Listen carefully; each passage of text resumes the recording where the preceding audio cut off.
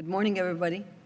I call this hearing to order, and we're going to get started as soon as we have everybody set. And today's hearing focuses on the Trump administration's policy priorities under the Clean Water Act and the impacts on our communities. Let me begin by asking unanimous consent that committee members not on the subcommittee be permitted to sit with the subcommittee at today's hearing and allowed to ask questions. Without objection, so ordered. I also ask unanimous consent that the chair be authorized to declare recess during today's hearing. Without objection, so ordered. Today's hearing has been a long time in coming and is long overdue. This is our first opportunity in 3 years to question this administration on its vision of the Clean Water Act and whether their vision is consistent with the law and in line with the wishes of the American people. We have much to discuss. In the past 3 years, this administration has taken unprecedented steps to critically weaken our Clean Water Act, one of our nation's most important environmental laws for protecting our health and the health of our environment. In just 3 short years, EPA has repealed efforts to restore longstanding protections for rivers, streams, wetlands that provide drinking water to over 117 million Americans.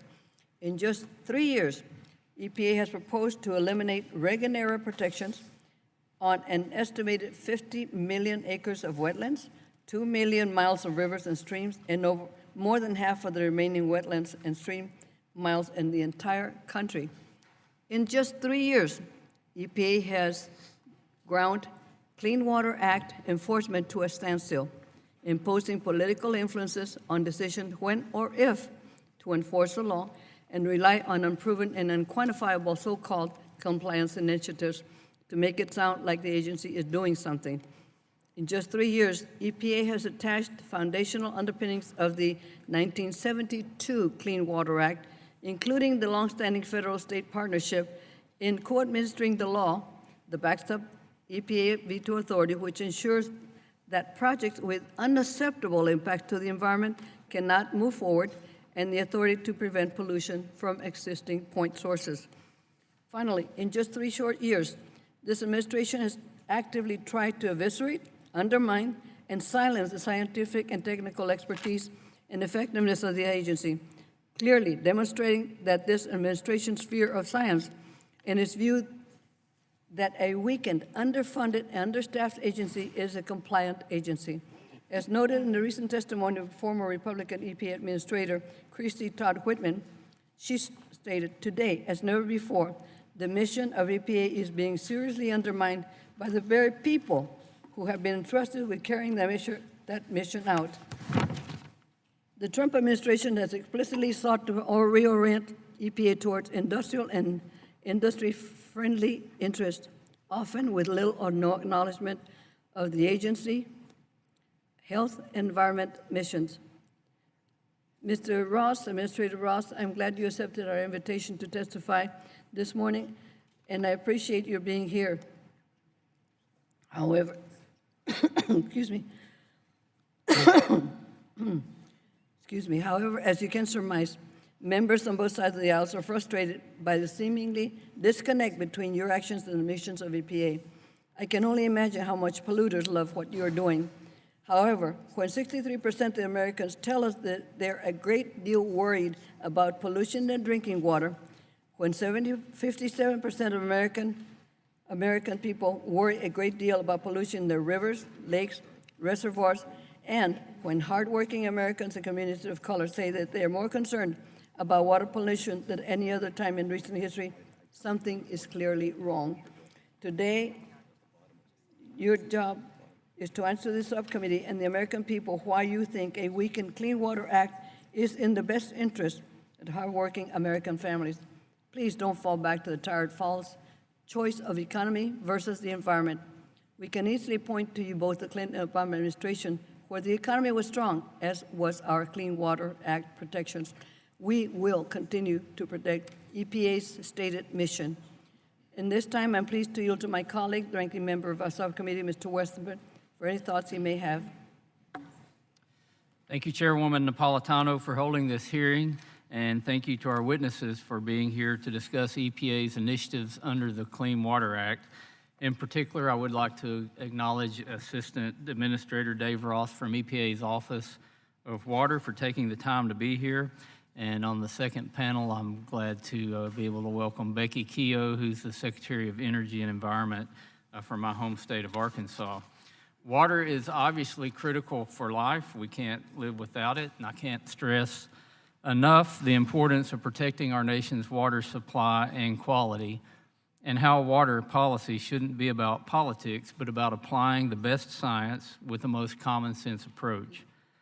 Living in rural Arkansas or living anywhere in this country, you know that we all rely on clean water for drinking, for our homes, for our businesses and farms. And we also rely on effective wastewater management and irrigation to preserve the livelihoods of many people who produce the food that feeds our country. Protecting our waters is absolutely critical to communities and ecosystems at home and all around the nation. We have made substantial progress over the past 4.5 decades improving water quality in our nation, but I also understand that some challenging issues still remain. The most effective way to address these issues is through implementing effective and pragmatic environmental policies under the Clean Water Act that balance environmental, economic, and social outcomes. States need to be empowered and engaged as equal partners with the federal government in working to achieve these objectives. Neither the federal government nor a state should become overbearing and upset that balance. Maintaining the balanced federal-state partnership that Congress originally intended under the Clean Water Act is fundamental to achieving the objectives of the Act. This is cooperative federalism. It is critical that neither the federal government nor a state takes too heavy-handed approach. We can and must protect and restore America's waters and wetlands with effective and pragmatic policy and regulation that provides regulatory certainty and is devoid of armies of consultants and lawyers. Legal and policy decisions must be informed by good science, be clear and concise, and preserve states' traditional authorities. I look forward to hearing testimony today from the EPA and stakeholders on how we can strike a balance between regulatory clarity and the need for robust environmental protection of waters and wetlands, and also maintain the federal-state partnership that was envisioned under the Clean Water Act. And Madam Chairwoman, I ask unanimous consent that written testimony be submitted on behalf of the following: the U.S. Chamber of Commerce and the Chamber's Business Task Force on Water Policy Principles, and the National Association of Home Builders, and the American Forest and Paper Association. Ordered. And with that, I yield back. Thank you very much. We now have the chair of the full committee, Mr. DeFazio.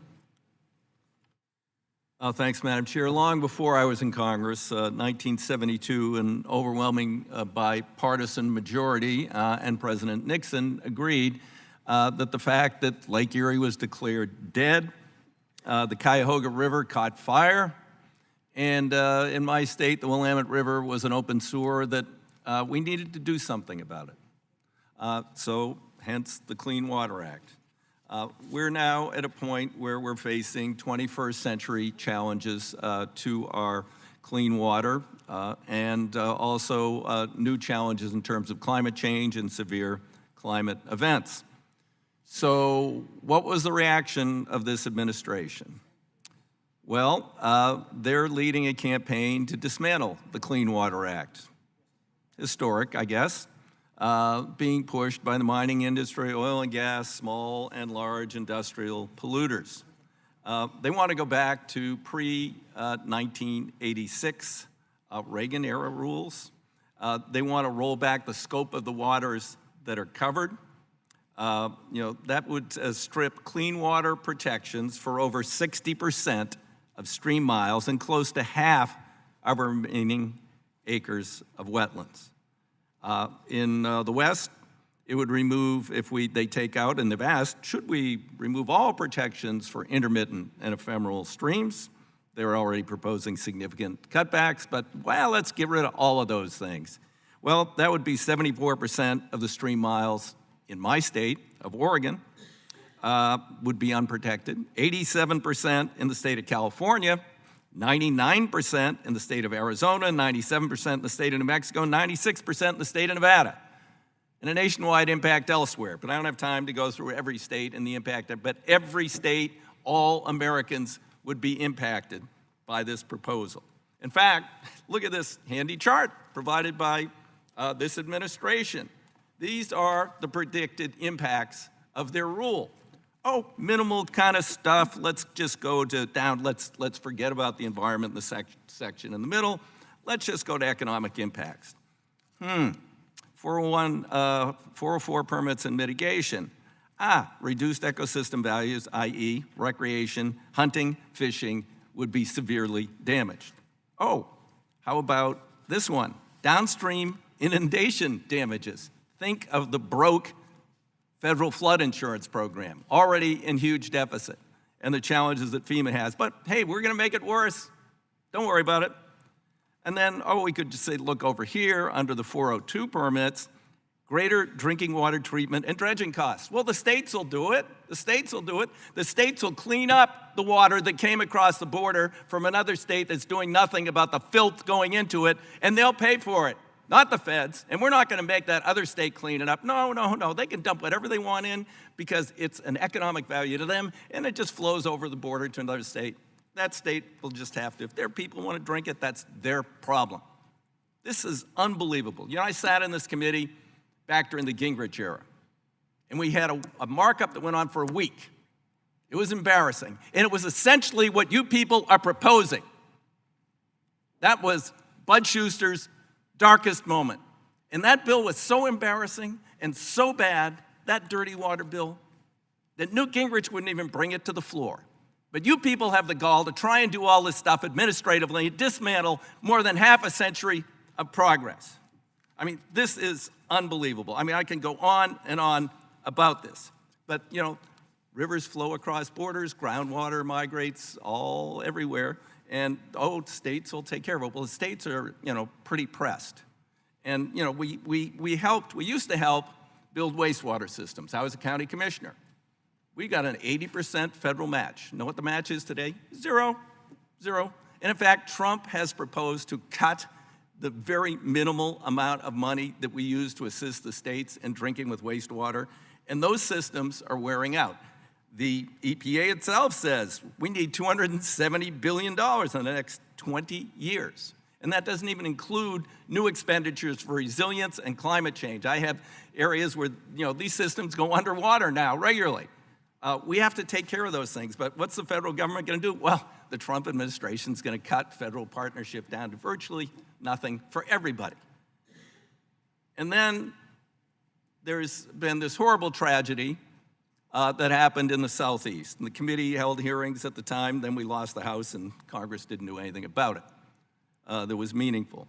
But, exposure to toxic pollutants. The first update to power plant regulations since 1982 came out of President Obama. We held hearings on the TVA Kingston fossil plant coal ash pond disaster in 2008. We couldn't get anything out of a Republican Congress. The Obama administration took action. What's this administration going to do? They are going to undo that. Don't worry, you'll get your daily dose of selenium, cadmium, arsenic, and all those things under their proposed rule. We'll do nothing about the coal ash. The Obama rule has reduced the amount by 1.4 billion pounds, 90%. They're going to put that 1.4 billion pounds or allow that to go back in. And your own analysis says that this Obama rule had minimal impacts on electricity prices and the amount of electric generating capacity, but no, we're going to do away with the rule because somebody wanted it. Coal industry, I don't know. I'm not sure who. Now, I don't know. Are you using new science? No, I don't think so. This is all very political, and it is very short-sighted. We're no longer doing enforcement. We have a new rule. You find someone violating the Clean Water Act. First off, we're not not really not allowing the people to go out and do inspections anymore, but you find someone in violation and you recommend that there should be penalties, it has to be approved by a political appointee, not a scientist, not a career person, a political appointee. You know what the answer is going to be? Hell no. We don't enforce that law. We're not going to make those polluters pay a fine. This is outrageous. And Madam Chair, I regret that I won't be able to stay for the entire hearing because I have two other major things this morning, but I will be around long enough to at least engage in one round of questions, and I may use an extended period of time, and I will grant the same amount to the minority for them if they want to apologize for his actions. Thank you. Thank you, Mr. DeFazio. Now tell us how you really feel. I love it. Without objection, I ask unanimous consent to insert the following letters and documents into the record, along with the ones that are given by the minority.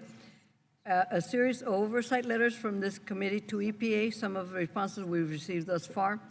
Other correspondence the committee has received relative to the issue to be discussed today. Map of the PFAS pollution, and a letter from the Attorney General's requesting congressional action on PFAS. Without objection, so ordered. Now we will proceed to hear from our witness who will testify, and I thank you for being here. You're in the hot seat, Mr. Ross, but I thank you anyway. You're welcome to the hearing, and your prepared statement will be entered in the record, and all witnesses are asked to limit their remarks to 5 minutes. The Honorable David Ross, Assistant Administrator, Office of Water, U.S. EPA. You're on. Well, good morning, Chairwoman Napolitano, Ranking Member Westerman, Chairman DeFazio, and members of the subcommittee. I'm Dave Ross, EPA's Assistant Administrator for the Office of Water. It is a pleasure to be here today. I want to begin by thanking the dedicated professionals working within the Office of Water for their service to this country and for their passion in delivering on the agency's core mission of protecting public health and the environment. The Office of Water has an extensive portfolio of responsibility, but I would like to begin today by highlighting a few priority areas for the subcommittee, including modernizing and rebuilding America's water infrastructure, encouraging the adoption of water reuse, and ensuring a sustainable workforce in the water sector. My written testimony provides a more in-depth discussion of some other additional topics. One of the highest priorities for the Office of Water is to ensure that the agency implements our appropriated grant and loan programs as expeditiously and transparently as possible. It is our job to put our hard-earned taxpayer resources to work as quickly as possible. One program that I would like to highlight in particular is the Water Infrastructure Finance and Innovation Act program, or WIFIA for short. The WIFIA program is complex and it took some time to set up, but is now operating at full capacity and is producing tremendous results. In the past year, EPA has announced 11 WIFIA loans leveraging approximately $3 billion in taxpayer resources to help finance over $6.5 billion in water infrastructure projects, and we anticipate announcing several more loans in the very near future. In fact, with existing appropriations, the WIFIA program is slated to leverage approximately $10 billion in credit assistance to finance over $20 billion in water infrastructure investments while creating thousands of jobs in communities throughout the country. Another priority for the Office of Water is promoting the reuse of water for beneficial purposes instead of treating it as waste. 40 of our state partners anticipate some freshwater shortages in the next decade, and all levels of government have a responsibility to ensure that Americans have access to reliable sources of clean and safe water. That is why last week at the Water Reuse Symposium in San Diego, EPA and our federal partners released a draft National Water Reuse Action Plan for public review and comment. There's innovative work happening throughout the water sector to advance water reuse, and the action plan is intended to help facilitate adoption of water reuse to support improved water resiliency, sustainability, and security. To protect our nation's investments in aging infrastructure and capacity development, we must not forget about our human capital needs. Without a capable, knowledgeable, and diverse workforce of water professionals, our financial investments will be put at risk. The water sector workforce is underappreciated. I began my career working alongside wastewater treatment operators in Southern California, and looking back now, I realize how valuable they were to my education and professional development. They are the true environmental heroes, protecting public health and the environment every day, and they deserve the same recognition in society as our emergency responders, teachers, and public health professionals.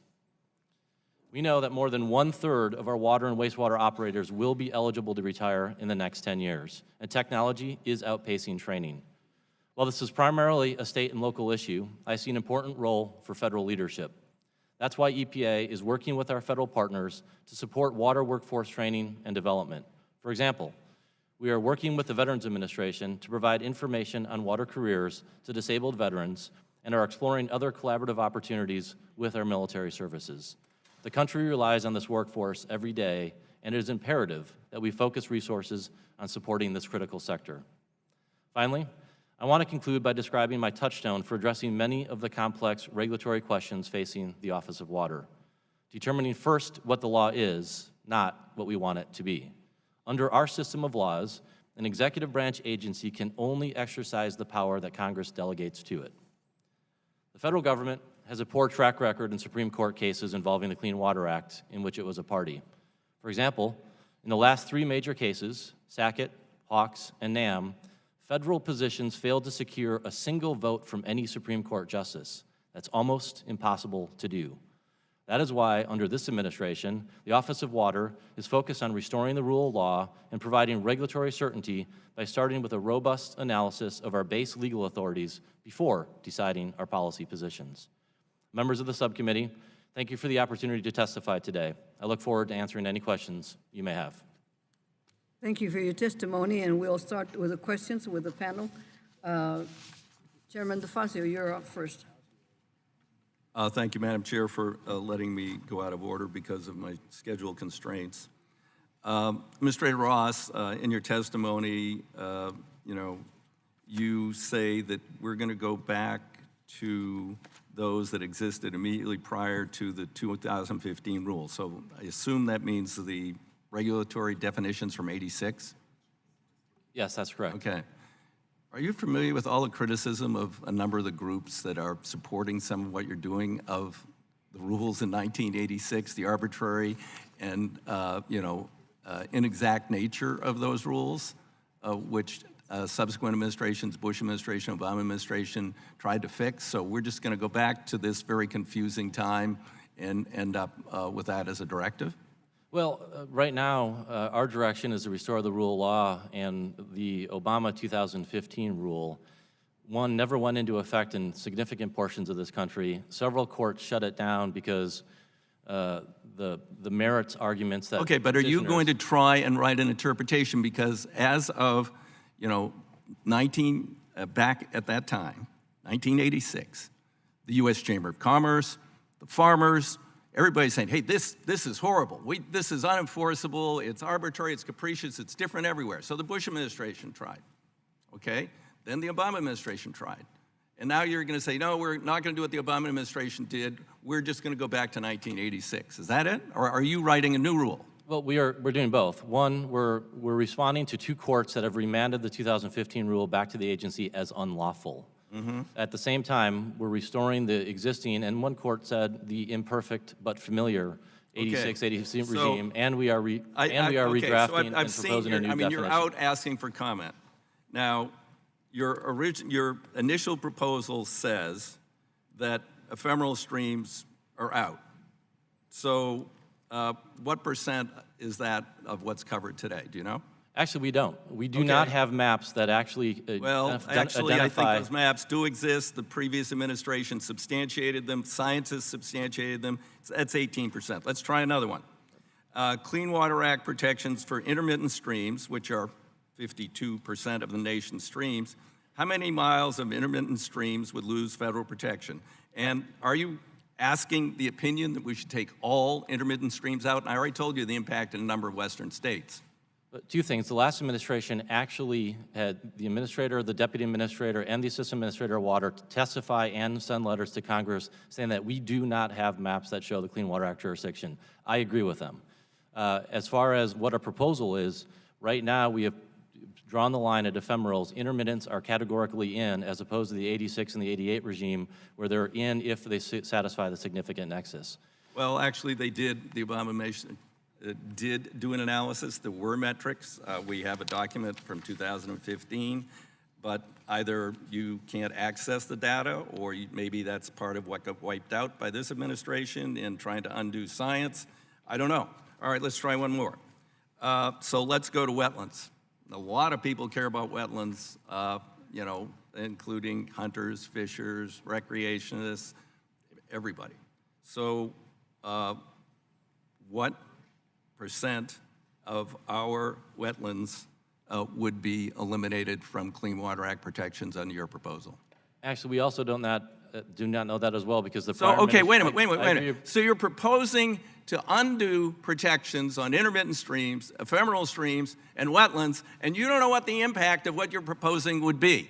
That's great. We actually So are is not it proposing. 50%? That's the estimates we see, but you're saying you don't know. So, okay, all right, let's move on. So how about the economic impacts? If I could have the chart back up, that's your own chart there. We talk about, downstream inundation damages, flood insurance. What about that? Greater drinking water treatment and dredging costs. These are desirable outcomes? This is like, seriously? Who's going to pay for that stuff? So in our economic analysis, we did qualitatively discuss if there would be reduced federal jurisdiction. Qualitative, not quantitative? Because we do not have the data, and we Okay, agree so you with don't the have prior any administration, data. we don't have the So data. maybe before you propose anything, you should go out and get some damn data? That's exactly what I'm trying to do. The last administration and the prior administrations failed to develop maps of Mm-hmm. waters in the United States in this country. In our proposal, if you take a look at Okay, we let's actually try an asked- easy we're one. This working is on an easy developing one. maps, This and is I'm an trying to easy solve one that gap. because this comes from the Bush era, Republicans. In 2007, EPA estimated 16,000 existing permitted facilities were located on intermittent, ephemeral, or headwater streams. So if those streams, some percentage of them, you don't know what, are taken out by your new rule, what happens to those permits? Well, it depends. If they still satisfy the definition of point source and conveyance, they still are regulated under the Clean Water Act. But you're saying some percent, 8,000, 10,000, 12,000 polluters would no longer be regulated because those permits would just go away because you deem that an intermittent or an ephemeral stream is never going to put that crap into a permanent stream. One, we're not proposing to reduce jurisdiction over intermittent, and two, if they still satisfy the definition of point source, they will be regulated, and three, the states have robust environmental programs under state law. No, many states, in fact, can't exceed federal Clean Water Act requirements. So if you deregulate someone and they no longer are regulated by the feds, many states have laws saying they can't regulate them. They would have to go out and pass a new law, and then they would have to set up a new regulatory system with constrained resources, something that the federal government has been doing very well. But we're going to abandon that practice. For what reason? Because of the rule of law. The last administration Rule of law. Well, proposed a rule that courts have already struck down. okay, let's go to one last one. I talked about the TVA spill. Horrible, horrible disaster. And later, a bunch of workers died who were cleaning it up, let alone the permanent damage to the environment, the people who lived adjacent to it, all that. And you are going to reverse those efforts that will allow up to 90% more pollution by these persistent toxic materials. Why is that? It has a tiny incremental cost, well, of course, you probably don't have that data, on the cost of energy generation or availability. But hey, it might be $1 per kilowatt hour. So what if we inundate thousands of acres with toxic materials, kill some more people, whatever? So the administration is taking a look at the coal combustion rule, which is actually a different program office than mine, so I'm not working that particular rule. But I Okay, understand but I'm proposals sure are- they're going to follow the rule of law. Thank you very much. I'm just pleased you're here today. Thank you, Madam Chair. Thank you, Mr. DeFazio. Mr. Westerman. Thank you, Madam Chair. Mr. Ross, I'm the ranking member on the committee, but I'm also a licensed professional engineer. I spent over 2 decades doing engineering work, and I've actually worked on MPDS permits, on stormwater discharge permits. I've been on the other side of it and seen the regulations that come down from the federal government, and also have worked with people who have probably forgot more about permitting and what you have to do to actually meet the requirements of permitting than the collective knowledge of this committee. It's a lot different when you're in the real world dealing with what comes down from Washington, D.C. And I'm curious, and the chairman has stepped out, but these maps and information he's talking about, I can tell you a lot of engineers that would really like to see those maps and information if they're out there. Could you point us to where those maps are that the previous administration developed? Well, the previous administration actually provided them to Congress, but did not include them in the docket for the 2015 rule because they determined that they were not representative of the jurisdictional waters of the Clean Water Act. They're effectively based on the National Hydrography Data Set that the USGS runs, and also the National Wetlands Inventory, which the Fish and Wildlife Service run. The National Hydrography Data Set, for example, cannot see and cannot tell the difference, even at high resolution, between intermittent and ephemerals in certain, other than in only certain portions of the country. And based on the data that you guys have been citing earlier today, the 117 million Americans was based on the National Hydrography Data Set at medium resolution, which means it can't see ephemerals. The National Wetlands Inventory has way more wetlands on it than jurisdictional wetlands because it was created for a different purpose. So those maps are available. They were submitted to Congress in the last administration, but they were not included in the rulemaking for the Obama rule because they're not representative. So my job is to try to close that gap. The last administration believed that we did not have the ability to map this. I disagree, and so we're working with our federal partners to try to map this so that 5-10 years in the future, people will be able to stand on the landscape and identify a federal versus a state water. I believe we have the skills to do it. It's just gonna take us the time to do it. And it sounds to me like you're actually trying to apply science, trying to use the best mapping technology to come up with something so that people who are out there trying to deal with these regulations actually have something that they can use to meet the requirements. If you don't know what the requirement is, it's hard to meet the requirement. I have a picture. I'm not sure if it's up on the, going to be able to be put up on the screen, but it's a 4-acre pond that a constituent of mine sent in a development in Texarkana, Arkansas, that they went through every permitting regulation, jumped through every hoop and hurdle.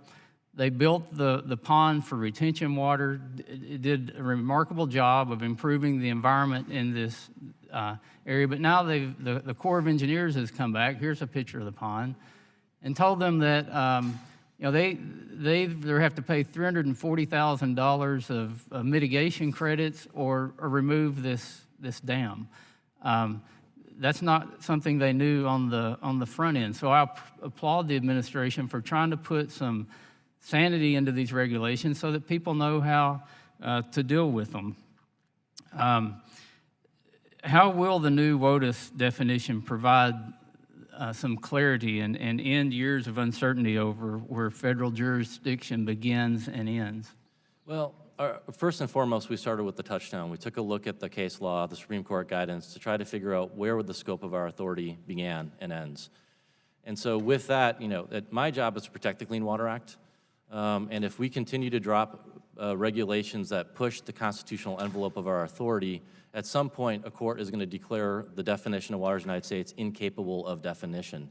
That will actually create significant tension for the long-term legality of the Clean Water Act. So my goal is to defend the Clean Water Act, and we're doing that by staying within the bounds of our legal authority, and then regulating the known waters, the traditional navigable waters, the perennial waters. We've actually proposed to include intermittent waters, and then the adjacent wetlands that we know connect on a regular basis to all of those waters. The goal is certainty, predictability, clarity. It's out for comment. We've gotten 600,000 comments. We're taking our time to analyze that, and we'll move forward with finalizing it as soon as we possibly can. And the chairman also suggested that we take more time so that we could apologize. I would like to take some time and apologize to all those farmers, those construction workers, everybody that's out there in this country trying to do the right thing to make the economy better, to protect our water quality. They don't want to sidestep the rules or avoid the rules. They want to know what the rules are so that they can meet the regulations, so that they can carry on with their business, and so that they can provide all the needs that they provide for this country. So I will take a moment and apologize for the ineptitude of the federal government to give them the tools that they need to do their job. That's what most people want to do. They don't want to destroy the environment. They don't want to pollute streams, just like this pond up here. That pond provides erosion control, improves water quality, but because of some regulation that somebody felt like on one certain day, now they're saying you've got to go in and tear it out at a huge cost or buy mitigation credits. There's no common sense in what's going on in many of these rules that are getting passed down. So again, I applaud the administration for trying to put some common sense into the policy, to find out what the science is, to provide the maps, to provide the delineations, so that people can do the work that they're trying to do every day. Section 101B of the Clean Water Act states that it is the policy of the Congress to recognize, preserve, and protect the primary responsibilities and rights of states to prevent, reduce, and eliminate pollution, to plan the development and use, including restoration, preservation, and enhancement of land and water resources, and to consult with the administrator in the exercise of his authority under this chapter. Wouldn't you agree that it was the intent of Congress, through these words, to recognize the primacy of states in protecting their own waters over that of the federal government?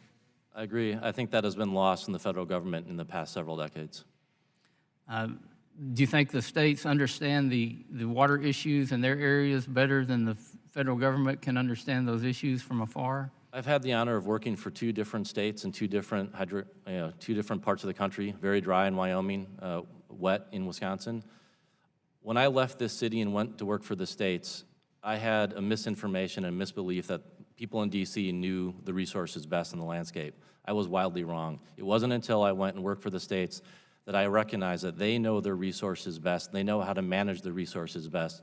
Our job is to make sure that they're given the resources and the ability to manage their own resources and work in collaboration with the federal government. I didn't know that before I went and worked for the states. Thank you. I yield back.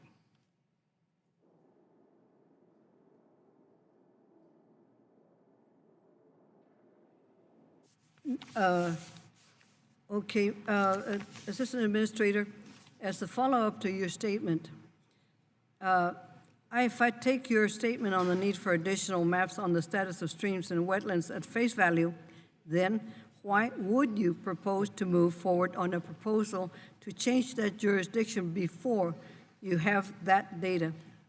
Well, we're moving forward, one, because the 2015 rule has been ruled and sent back to the agency as illegal. The second is we're restoring the familiar framework that folks have been operating since the mid-'80s. But we are moving forward with a new proposal because it's time to end the uncertainty and the confusion that the ranking member mentioned, that the farmers, developers, the regulated community struggles with a confusing definition, and every time a court issues a different decision, jurisdiction changes. It's time for us to do our job and provide a clear definition of waters in the United States that will withstand judicial scrutiny. I hope you do so with the input from the people involved. That will begin the questionings, and thank you for your questions, your answer to the questions. We have a timer to allow 5 minutes for each question from each member. If there are additional questions, we will have a second round or more as necessary. Pardon me. As my district, the Department of Defense left behind a legacy of contamination that has threatened the health of my constituents for many years. Today, communities across the country are facing the same concerns with the PFAS pollution.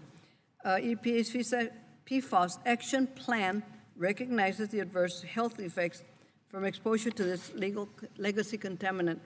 On the next panel, we'll hear from a witness who has been personally impacted by the PFAS contamination in his community. Do you think PFAS pollution poses a risk to human health? Yes or no? Yes, where we have exposure and we know the toxicological profile of the chemicals, yes, there are communities that are impacted by PFAS pollution.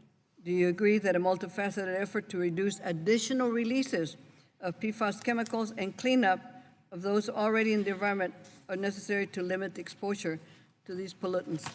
Yeah, that is in fact the touchstone of our national action plan, is to take a holistic view of all the But how long will it take? We are in a crisis.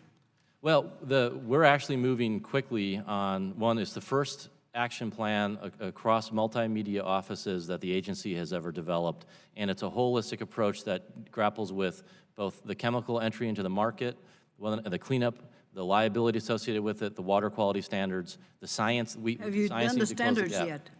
Pardon me, have you done standardizing yet?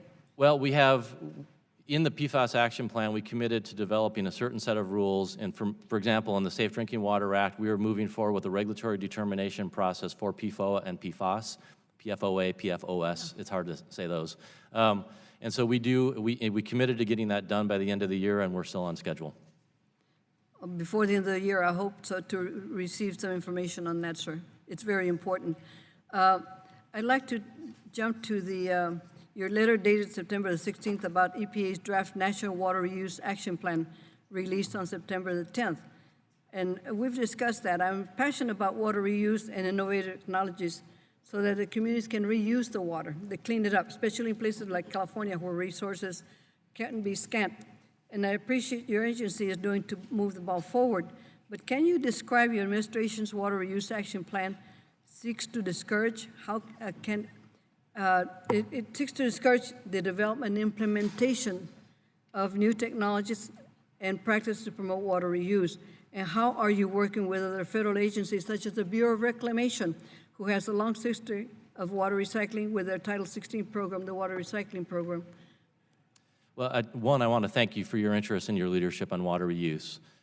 Very rarely do federal governments and state and local governments think holistically about what we're going to need 10, 15, 20 years from now. We usually react to crises.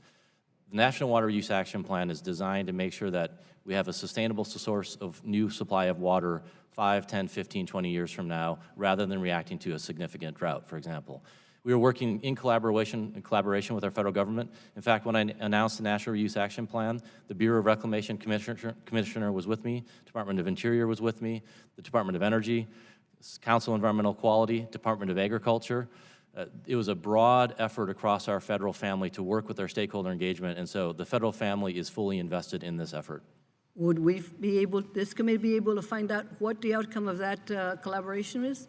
Absolutely. I think we sent you the draft action plan. I encourage you to read it. I think our team did a fantastic job with it. Our next 90 days, it's a public comment period, but we're really hoping it to be a public commitment period. There are 46 actions identified in the action plan under 10 strategic objectives, and we're looking for partners to champion each one of those action items, both from accountability standpoint, identify themselves and put themselves on a shot clock. Our federal partners will be committing to doing several actions in the action plan. What can Congress do to further promote water? Well, there's a lot that Congress can do. One, obviously, you have the power of the purse. And I've actually leveraged the WIFIA loan program and identified water reuse as one of our national strategies. And I'm thankful that in the last year, we actually did receive several applications that will incentivize water reuse in large areas.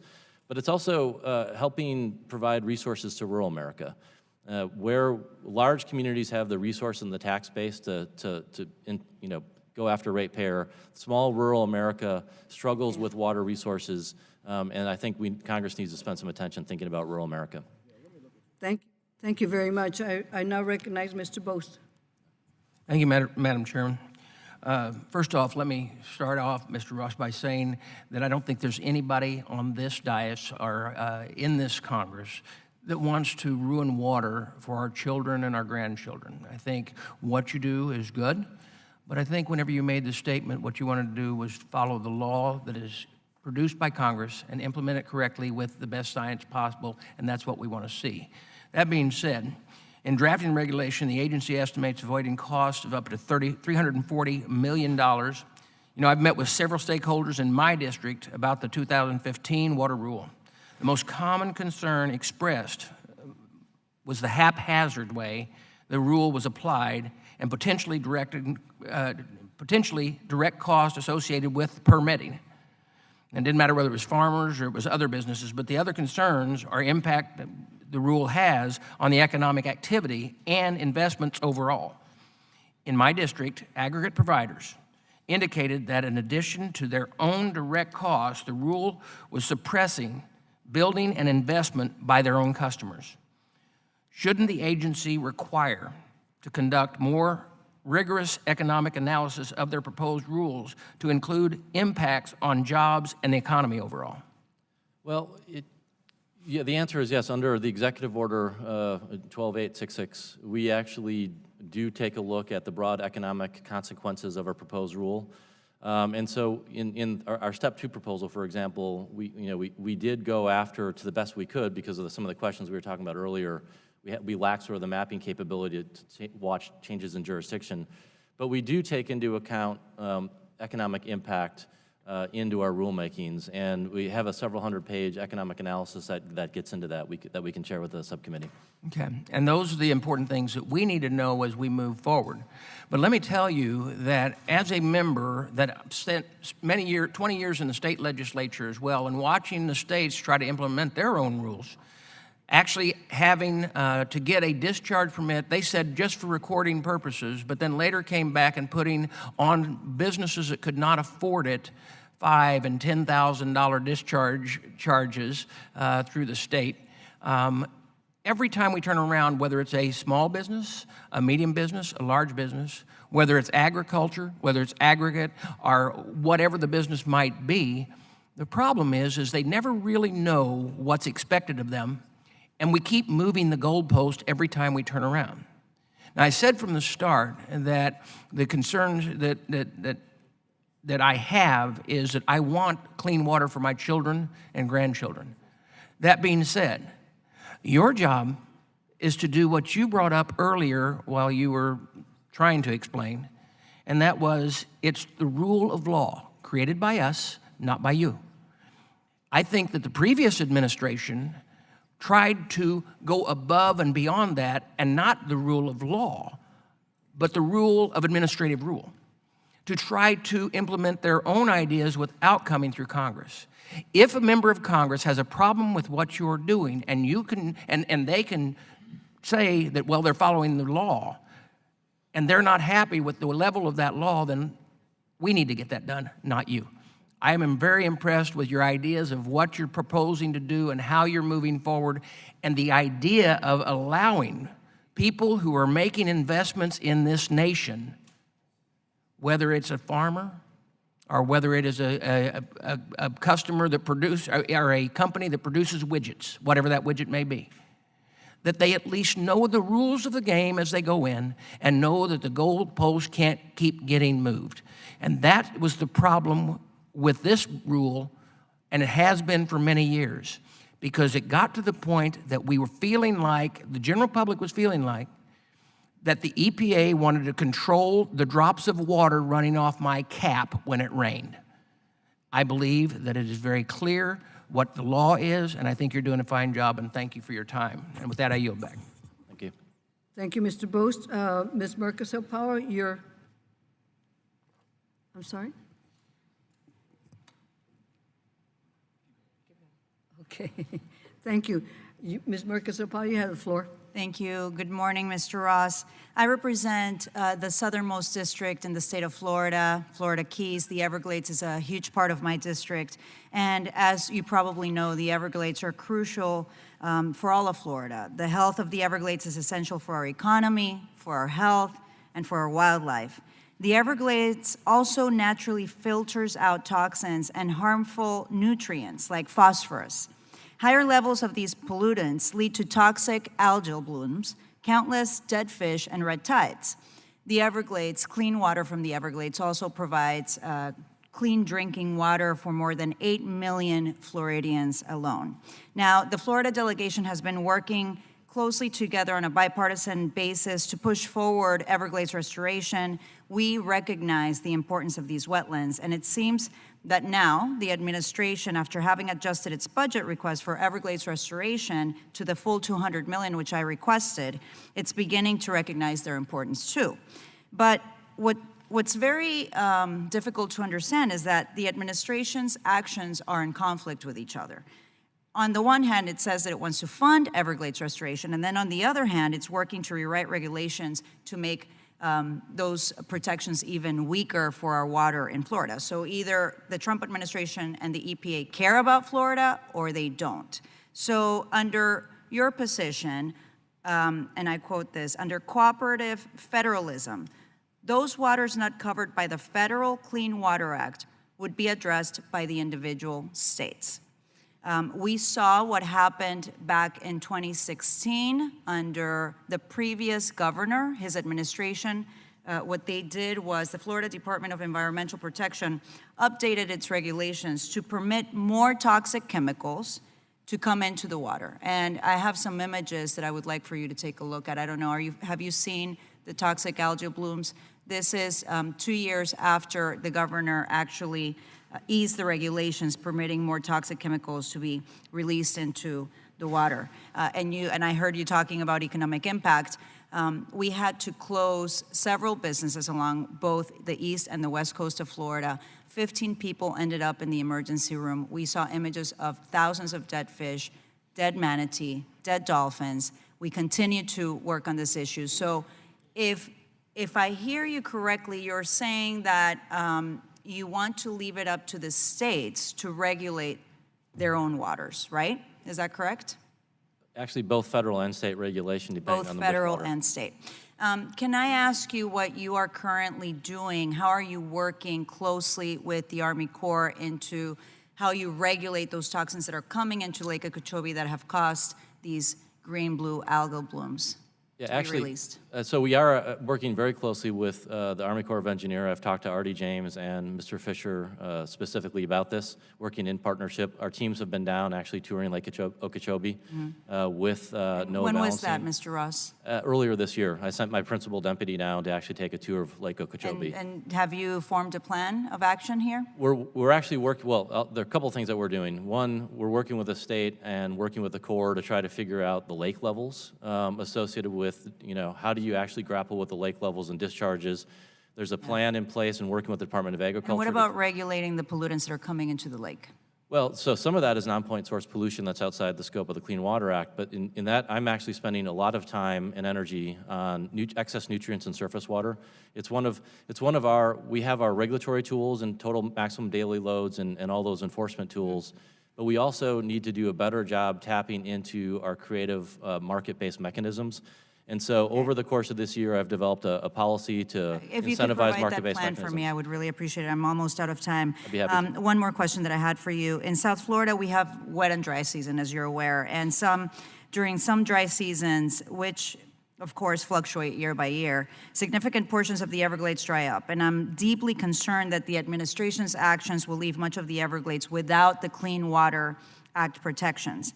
Can you assure me today that, to me and my Florida colleagues, that any rule that the administration implements as it pertains to the Clean Water Act will ensure that the Everglades and its watershed will receive full Clean Water Act protections despite dry areas during dry seasons? So my understanding is the Florida Everglades are the wetlands that would remain subject to our jurisdiction and our proposed rule. So can you make that assurance to me today? Well, holistically, it's a large landscape down there, and so if there are So individual is that a pockets. no? You can't do that It is today. a yes qualified by I can't speak to every single wetland down in Florida. But the other thing I want to mention is Florida has a really remarkable wetlands protection program, and so they You regulate mean the wetlands. state, which, the I mean, state of Florida has a you more. can see what happens when we leave it up to the state. Now, so is the EPA under the Trump administration going to open up the Everglades for further development and pollution, if you're not willing to make that commitment to me today?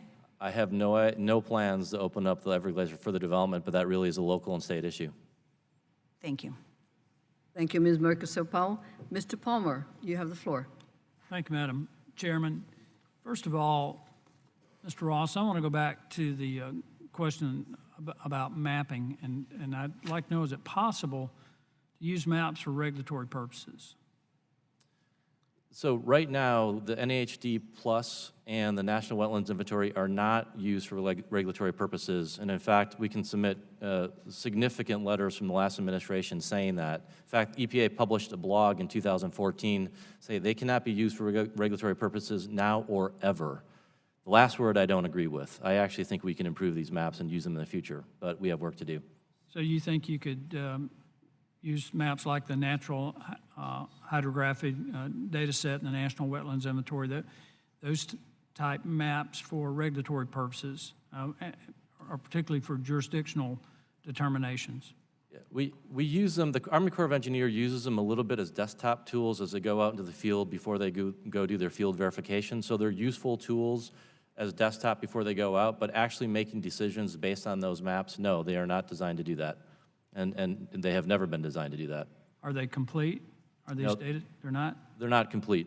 You know, the number one flaw on the National Hydrography data set is that they don't really see ephemerals. There are portions of the country, and the USGS, Dr. Riley and his team are actually working to improve the resolution to see additional water resources, but right now, they really struggle differentiating between ephemerals and intermittents. Then it seems to me that we're the previous administration particularly, and maybe the administration before that, is making decisions on incomplete data sets.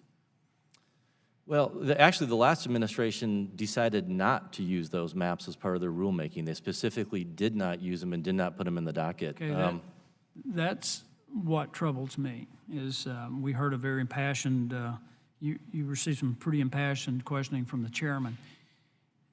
And I know people have great concerns. We've gone through water quality issues before. But it's, first of all, it's insulting to infer that anyone wants to have filthy water, that anyone wants to destroy the water for recreational use, much less drinking. And the thing that gets me is going back to the 2015 rule, when this first came about, is that it appeared to rely on data estimates that were really about supporting an environmental agenda. They didn't do original research. Is that what you found? Well, and Grant, I wasn't around, but that's why I said in my opening statement that my job is to begin with the law as it's written, not as what I want it to be. I believe the last administration was pursuing policy objectives before looking at the law. And that's my point. The last administration transferred benefits from estimates that really didn't apply to the rule. And it became, I really think it became more about more government control than it was really finding solutions to the problems that we do have. And I worked for two international engineering companies, one of which was Environmental Systems. And I know we've got the technical ability to make dramatic improvement in water quality, air quality, land use, pretty much anything you want to do, but that has to be your primary objective. It can't be a political objective. If it's just a political objective and you don't apply the right science, the right engineering, the right technology, you don't get the result that you really want to have, unless, of course, the only result you really want to have is control. So that's what I'm hoping will come out of this administration, is a science-based approach to water quality, and not just a massive attempt to take over whole aspects of individual lives that impact their property and their ability to support themselves. We have great scientists at EPA and in the Office of Water, and I rely on them every single day. And so our job is to take a look at science, contrary to what people write about. We are actually looking at science as we're making our decisions. Well, I appreciate the fact that you're here today. I want you to answer the questions of all the colleagues on both sides of the aisle accurately and confidently, and even when it appears that you're being browbeaten, to speak truthfully about the work that you guys are trying to do. With that, Madam Chairman, I yield back. Thank you, Mr. Palmer. Mr. Lowenthal, you're on of the floor. Thank you, Madam Chair, and welcome, Administrator Ross. Thank you for testifying before this committee in this hearing. Last year, the administration also proposed revisions. Another part of the provisions to the Clean Water Act were the regulations on wastewater.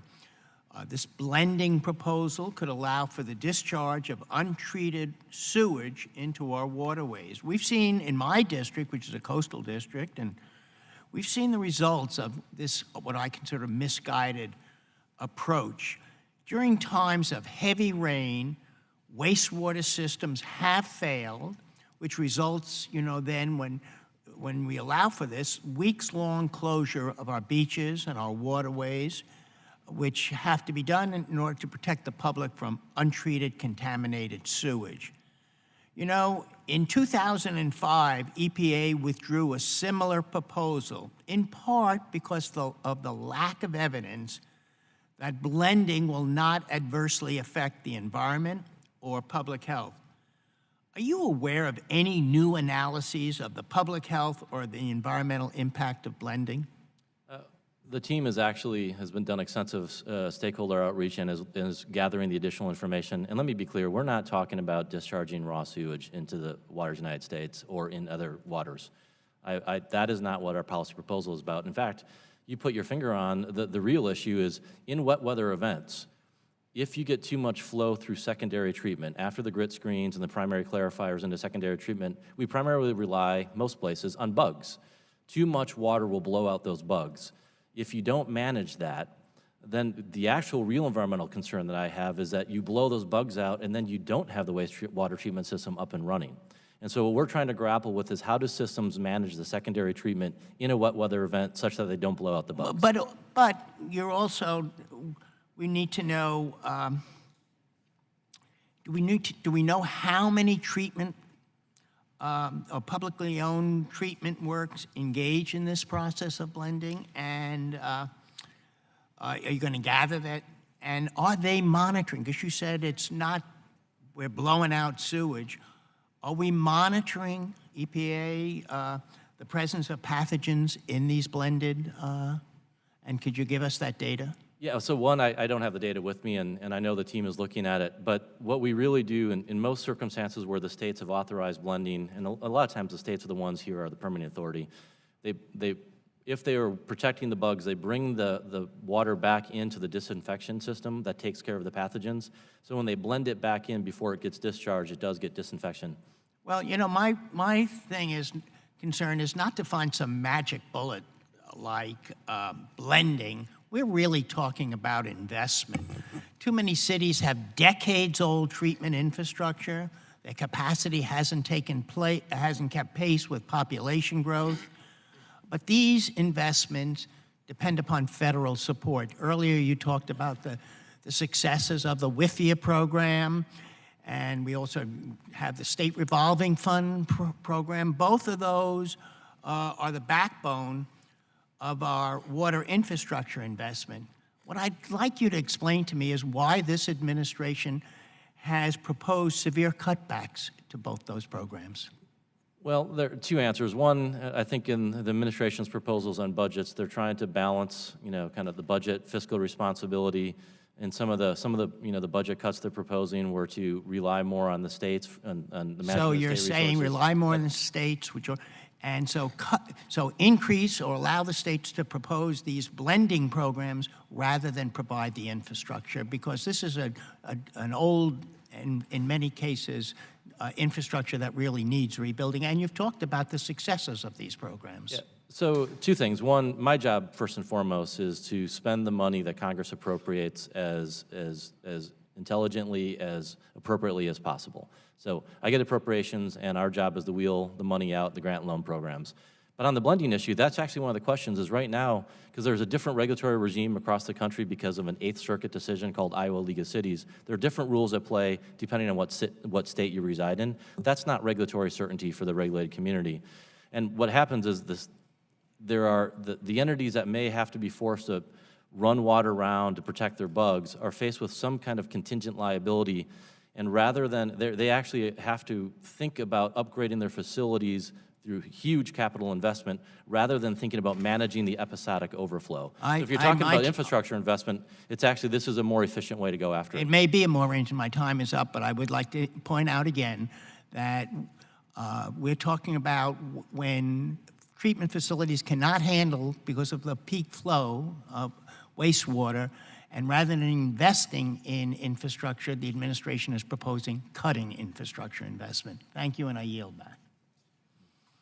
Thank you, Ms. Mr. LaMalfa, you have the floor. Thank you, Madam Chair. Appreciate it. And Mr. Ross, thank you for appearing with us today. You know, again, going back to a 2015 rule reinterpreting the Clean Water Act of 1972 under the Obama administration, a rule likely tailor-made for environmental groups to find solace and happiness with a new interpretation. So, yet they still consistently sued the federal government from that point forward. So I guess, rhetorically, how much money do we have to spend defending the federal government's action from the environmental groups? And then on the other side of the coin, how much has to be spent preventing economic development of land that is already in production for energy or even agriculture, clearly exempt activities under the original Clean Water Act of '72. Telling farmers and ranchers, these are clearly exempt items. So, the courts could have struck down the Clean Water Act, but they went after this 2015 rule. So until last week, we had 22 states that were following one set of rules and 28 that were doing another set of rules. So we had kind of a mess there. So let me zero in on a couple things really important in my district. In Northern California, we've had activities to enforce against farming and ranching activities where fallow land had been brought back into production or maybe a change of crop. Reinterpretations of saying that you now need to go through a permit process, a 3-year long generally, and hundreds of thousands of dollars. I don't know how you can spend hundreds of thousands of dollars getting a permit to do something that's already clearly exempt under the Clean Water Act for farming and ranching specifically. We can get into mining later, but so millions of dollars of fines have been paid by some growers under WOTUS, under reinterpretation of what constitutes a need for permit under Clean Water Act. So with this ruling and with it having stood up in court, is the EPA and Army Corps, some combination, going to consider any steps to pay restitution to previous penalties that have been paid by farmers and ranchers, sometimes to the tunes of millions of dollars, as a result of this abysmal 2015 rule and it having been struck down by the courts? That's a fairly big ticket legal question that I'm not prepared to answer. My answer is I'm not aware of any discussion of that kind. Are you aware that at least the agency is capable of doing so, having been found that it was out of bounds Those are, from one administration to another, having now gone through the court process or legal process? yeah, at this point, those are issues that I'd prefer not to speculate on. What I will tell you is I am aware of two core principles. It's time for the federal government, whether or not it's Congress or EPA, to step up and give a clear definition so the goalposts stop changing, one. Two, I strongly believe in investment certainty. I used to work for the private sector. I understand what it takes to operate a business. I've represented folks who operate a business, and I understand investment certainty. So, well, again, coming back to what rural America has been dealing with on this, some of my colleagues talked about ponds. You have people that have put together stock ponds just to store water, and the benefits of those, as was discussed, was for erosion control and flood control to an extent. All well-intended, good things happening in rural America. So I thank the agency for paying more attention and listening to what happens in rural America instead of just large buildings here in Washington, D.C. So farmers and ranchers and others that do outdoor activity are rejoicing over the direction you're going with this. But I still am concerned how much is left in the pipeline litigation-wise or what have you, that we're still going to have local enforcers like we've seen in Northern California, whether it's out of the EPA office or the Army Corps office working together to basically freeze agricultural and other activities because the threat, sometimes not even carried out, of a fine or an action against them. Can you tell me that this activity will stop and that the divisions out in the field are going to be basically instructed to stop these enforcement activities outside of the intent of the law?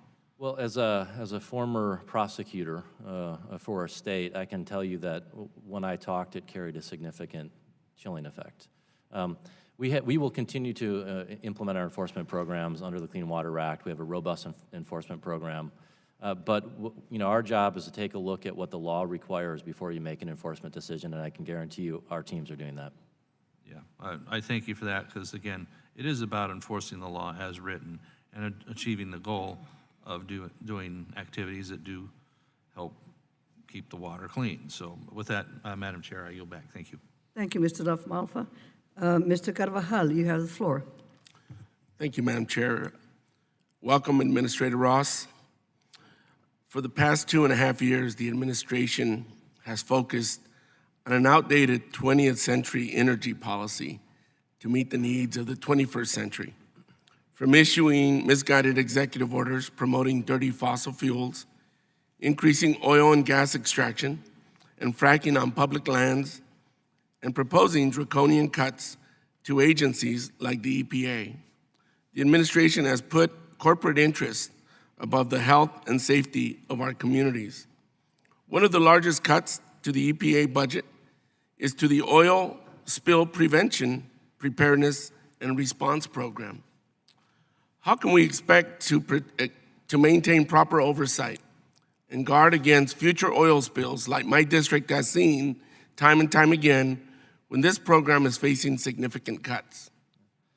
Well, again, our job at the agency is to spend the money that Congress appropriates. And I do know the Spill Prevention Program is a robust program that, in fact, I just having conversations the other day about enforcement associated with spill prevention issues. So it's alive and well at the agency, and it's a robust program, and the teams are doing a nice job implementing it. But with all the cuts that have occurred, do you still have the same span of control and oversight? With all the cuts, so what actually my program has been plussed up. So in the last several years, the Office of Water has gotten more funding. And more responsibility. We had dropped 32 new programs on the Office of Water. So in my personal experience, we have gone up in budget, not down. Also in the Spill and Preparedness Program? I can't speak to the budget on the Spill and Preparedness Program. A lot of that is run out of a different office. Because that's the one I was referring to. Right. With the cutbacks by the EPA, does this mean that compliance with environmental safety rules are less of a priority in this administration? No, they're not. Susan Bodine does a fabulous job with the enforcement team. I'm thrilled, from a water perspective, she's focused on cutting significant non-compliance and NPDES permitting as one of her core objectives. And another major priority for the agency is to actually cut back the amount of small and medium communities that are in non-compliance with the Safe Drinking Water Act. And so the enforcement program, from my perspective, is focusing on really core areas that I care about in the Office of Water. In California, there was a proposal to allow for fracking on over 1 million acres of public land by the Department of the Interior. At the same time, EPA is considering comments on promoting greater reuse of fracking wastewater without clearly responding about the potential risks this poses to our environment and public health. Does the EPA support requiring full disclosure of any chemical additives to fracking wastewater before that wastewater can be proposed for reuse as a source of irrigation, water on food, or potable reuse? So in the Water Reuse Action Plan that we just proposed for public comment last week, produced water is a very significant new source of water.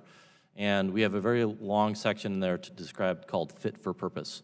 So as we study produced water as a potential viable new water source, we are also taking a look at whether or not it's fit for purpose. So what is it intended to be used for? Whether or not it's irrigation, surface water augmentation, groundwater recharge, manufacturing, light manufacturing reuse. The aspect of reuse has to be associated with fit for purpose. And so that is a very significant component of our water reuse action strategy. How are you going to address the exemption that exists for fracking operations in the Safe Drinking Water Act that does not require disclosure of chemical additives? That I actually haven't, that's not in my program, at least I think. I'll have to double check. So I don't have an answer for you, but I can answer a question for the record. Thank you very much. Madam Chair, I yield back. Thank you, Mr. Carvajal. Mr. Woodall, you have the floor. Thank you, Madam Chair. Thank you, Administrator, for being here. I appreciate the shots that you've taken on budgeting, and I appreciate your response that you spend the money that Congress appropriates to you. Yes, the administration produced a budget. I didn't like everything that was in that budget either, but that's a step higher than what this House did when we produced no budget at all this year. There's no vision of what we're going to do this year, next year, the year after that. No long-term vision of any kind. We have one responsibility on the Budget Committee in which I sit, and we could not fulfill it. So knowing you were going to take shots, the administration still put forward a budget, and I'm grateful to you for doing that. You know, we last month had a court decision in the Southern District of Georgia, case that Georgia led, dealing with the overreach of the WOTUS rule. And in that decision, the court said this, along the lines of what you said this morning. Congress has delegated the important role of protecting the nation's waters to the agencies, but in fulfilling that role, the agencies must comply with the law. All you can do is deal with the law that's in front of you, and they have failed to do just that. And the court went on to say that they were going to block any rule from going into effect as the agencies continue their efforts to change the WOTUS rule in light of the serious defects identified in the order. We need that clarity. I'll put Georgia's environmental stewardship second to none. I'm sorry to hear of other states that don't value their state's leadership. I do value our state's leadership. And I understand that you're trying to provide clarity in these revisions of the WOTUS rule. I actually value certainty even more. Clearly, the Obama administration was trying to provide certainty in 2015, and clearly they failed as that litigation continues. Can you talk a little bit about, as we go on to step two, what my expectations and the constituents' expectations should be around certainty? Well, yeah, that is one of our core principles as we're taking a look at the new proposed definition. Rather than just trying to fix around the margins, we started over. So we tried to get to a simple number of categories of what's in, and then a very clear definition of what's out. And the number one exemption is if it's not in, it's out. And so simplicity, clarity, certainty are some of the hallmarks of what we're going after. There's some questions about how, we use the typical year construct for determining jurisdiction over adjacent wetlands. Got a lot of good public comments on that we're taking into account. We're working with our legal and our scientific and our policy teams to take a look at that. So we've got a little bit of work to do before we finalize it, but certainty, clarity is really our hallmark. In this space, perfection is a lofty goal, but our, improving and answering this once and for all, so that we have certainty, so that the courts stop changing the goalpost, and we actually have a federal rule that we can implement, that we know, as Justice Kennedy said in a concurring opinion in 2016, that he's concerned about the ominous reach of the Clean Water Act. We should not have Supreme Court justices saying that in concurring opinions. I appreciate your pointing that out. I'm perfectly prepared to disagree with the administration about line item after line item after line item. But I'm also prepared to disagree with the courts along those lines. Our job is to write those laws. Your job is to implement those laws, and the court's role has been overblown in recent years, and I blame the Congress for many of those failures. Madam Chair, could I ask unanimous consent that we put the court case that I've referenced out of the Southern District of Georgia? It's State of Georgia v. Wheeler. Thank you, Madam Chair.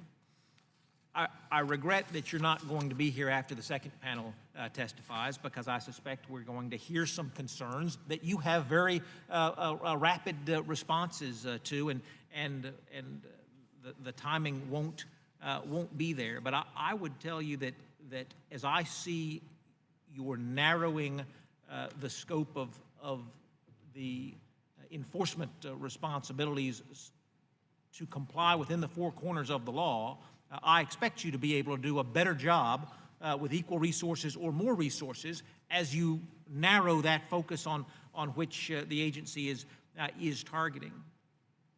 And I would call that targeting an effort to serve my constituency even better and hold the nation to a higher standard on clean water generally. Is that, as you've seen it from the inside looking out, is that a fair characterization? I reject the notion that anybody's dismantling anything. It seems to me from the outside looking in that you're trying to target, focus, and do better at what we all have tasked you with doing. That is our theory, that we focus on the waters that matter. The way the construct of the Clean Water Act, it's actually a well-written statute generally, other than maybe one definition that could have used some additional clarity. But the overall construct for the nation's waters versus the navigable waters, the federal government protects the core navigable waters, and the states have sufficient and are provided resources by Congress to help do other waters in the watershed. And it's a partnership between the states and federal government. We recognize that. I thank you for your service to the country. Thank you for being here today. I yield back, Madam Chair. Thank you. Thank you, Mr. Woodall. Mr. Ross, I want to make sure we heard you correctly. Did you say you don't have the responsibility for the Safe Drinking Water Act? Can you provide to Mr. Carvajal, for the record, and to this committee, how you propose appropriate reuse of fracking wastewater when the Drinking Water Act prohibits the disclosure of fracking chemicals? Yeah, of course. Thank you for the opportunity to clarify, Chairwoman. Of course, I have jurisdiction over the Safe Drinking Water Act. In fact, that's where I spend most of my time. Particularly with lead and copper and emerging contaminants in this country. And so the point I was trying to get at is, regulating the identification of chemicals in frack water. I'll be honest with you, I don't know which program office has jurisdiction. It might be mine. And so that was what I was trying to get at. But more importantly, in fracking and produced water, my job, I serve as a co-chair of the Drought Resiliency Federal Partnership. And I've learned that we have drought in this country in areas like New Mexico and Oklahoma, in the Permian Basin, in California.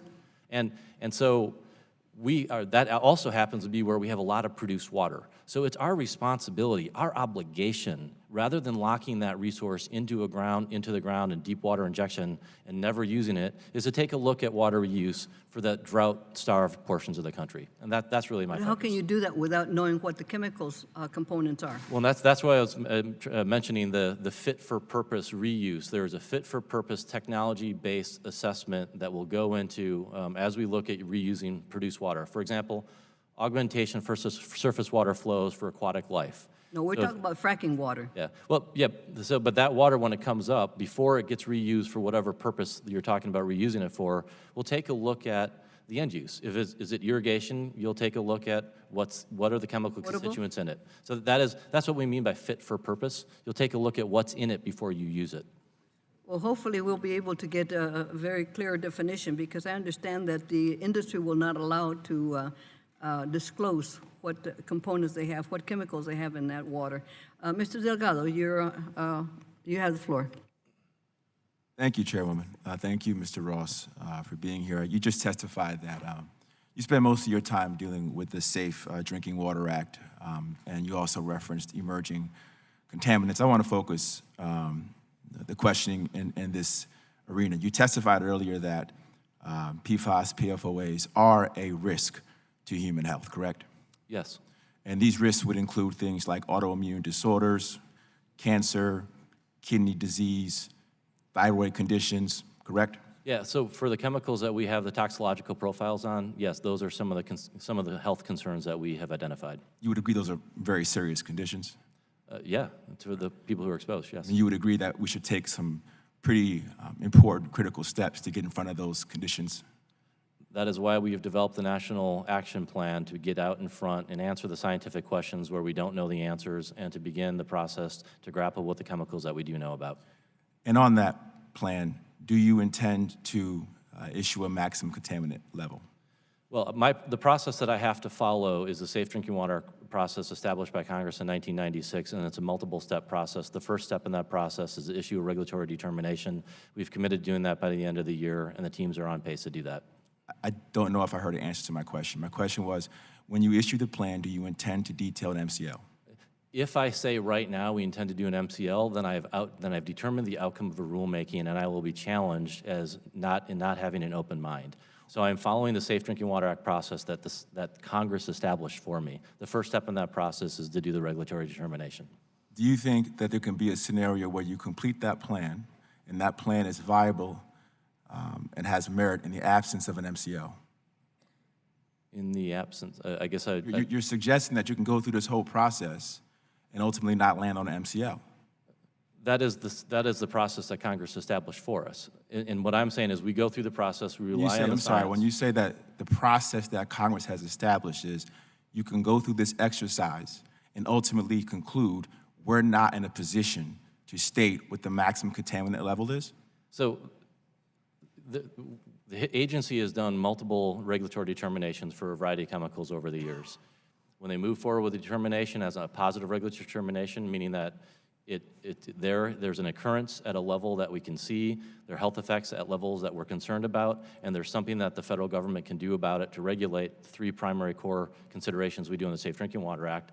Then you move into the next step of the process, which is to go out to our advisory boards, go out for public comment, find out whether or not we've made that first determination correctly, and if you make the determination at the back end of that yes, we have the ability to answer all those questions and move forward with an MCL, we do.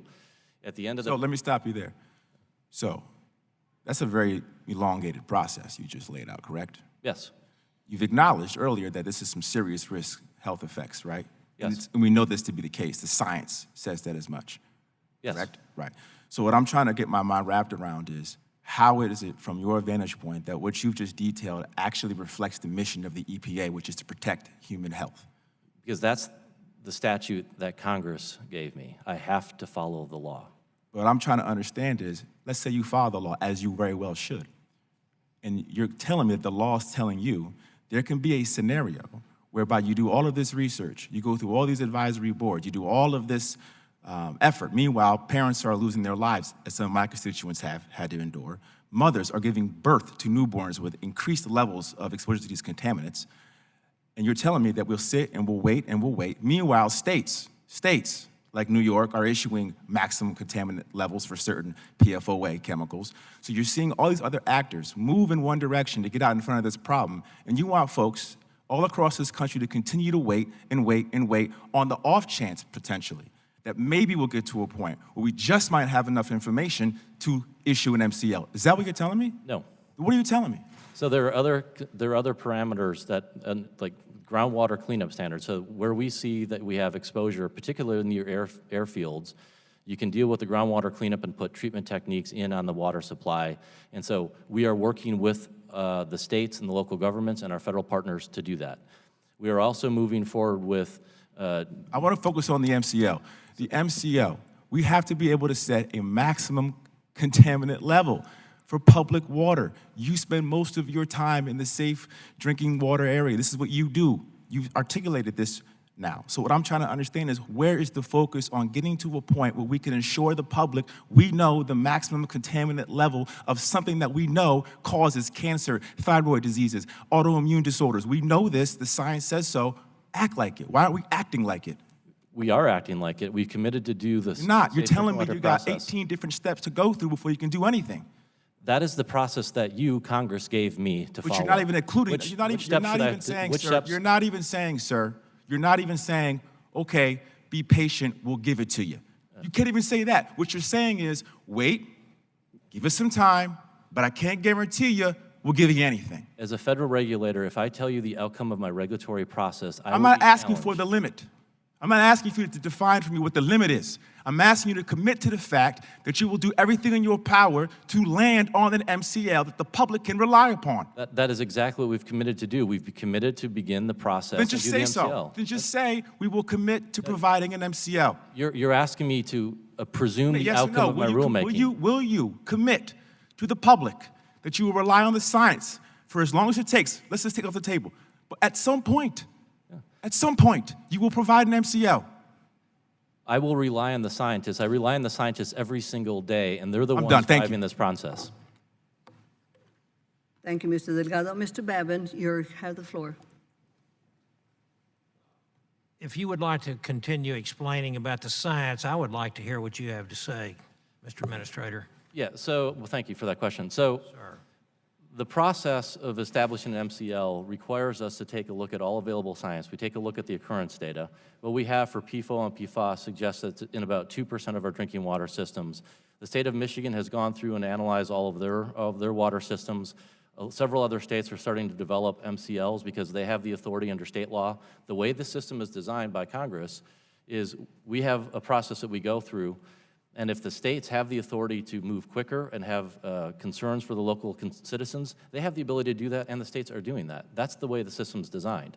But what I have done is always taken into account, in fact, on the MCL and on taking a look at the toxicological profiles, we have amazing scientists in the Office of Science Technology and the Office of Research and Development. They're the ones telling us what the occurrence data is, what the health effects are, what we need to do from a toxicological profile, and they're leading the charge. Our job is to give them the resources to do their jobs, and that's exactly what we're doing. Okay, thank you very much. I have the privilege of representing Southeast Texas, which is an area that serves as a major gateway for the U.S. trade and is home to some of the country's most significant infrastructure, including one of the busiest ports in the country, and that's the Port of Houston. It's an essential piece of our nation's thriving economy and really the hub of our energy industry. Oil and gas sectors continue to be leading the world, in addition to continuing to improve our air quality over the years.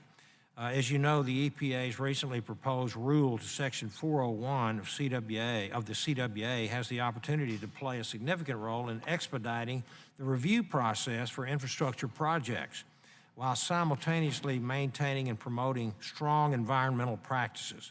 This new proposal will provide greater clarity and regulatory certainty for our country's water quality certification process.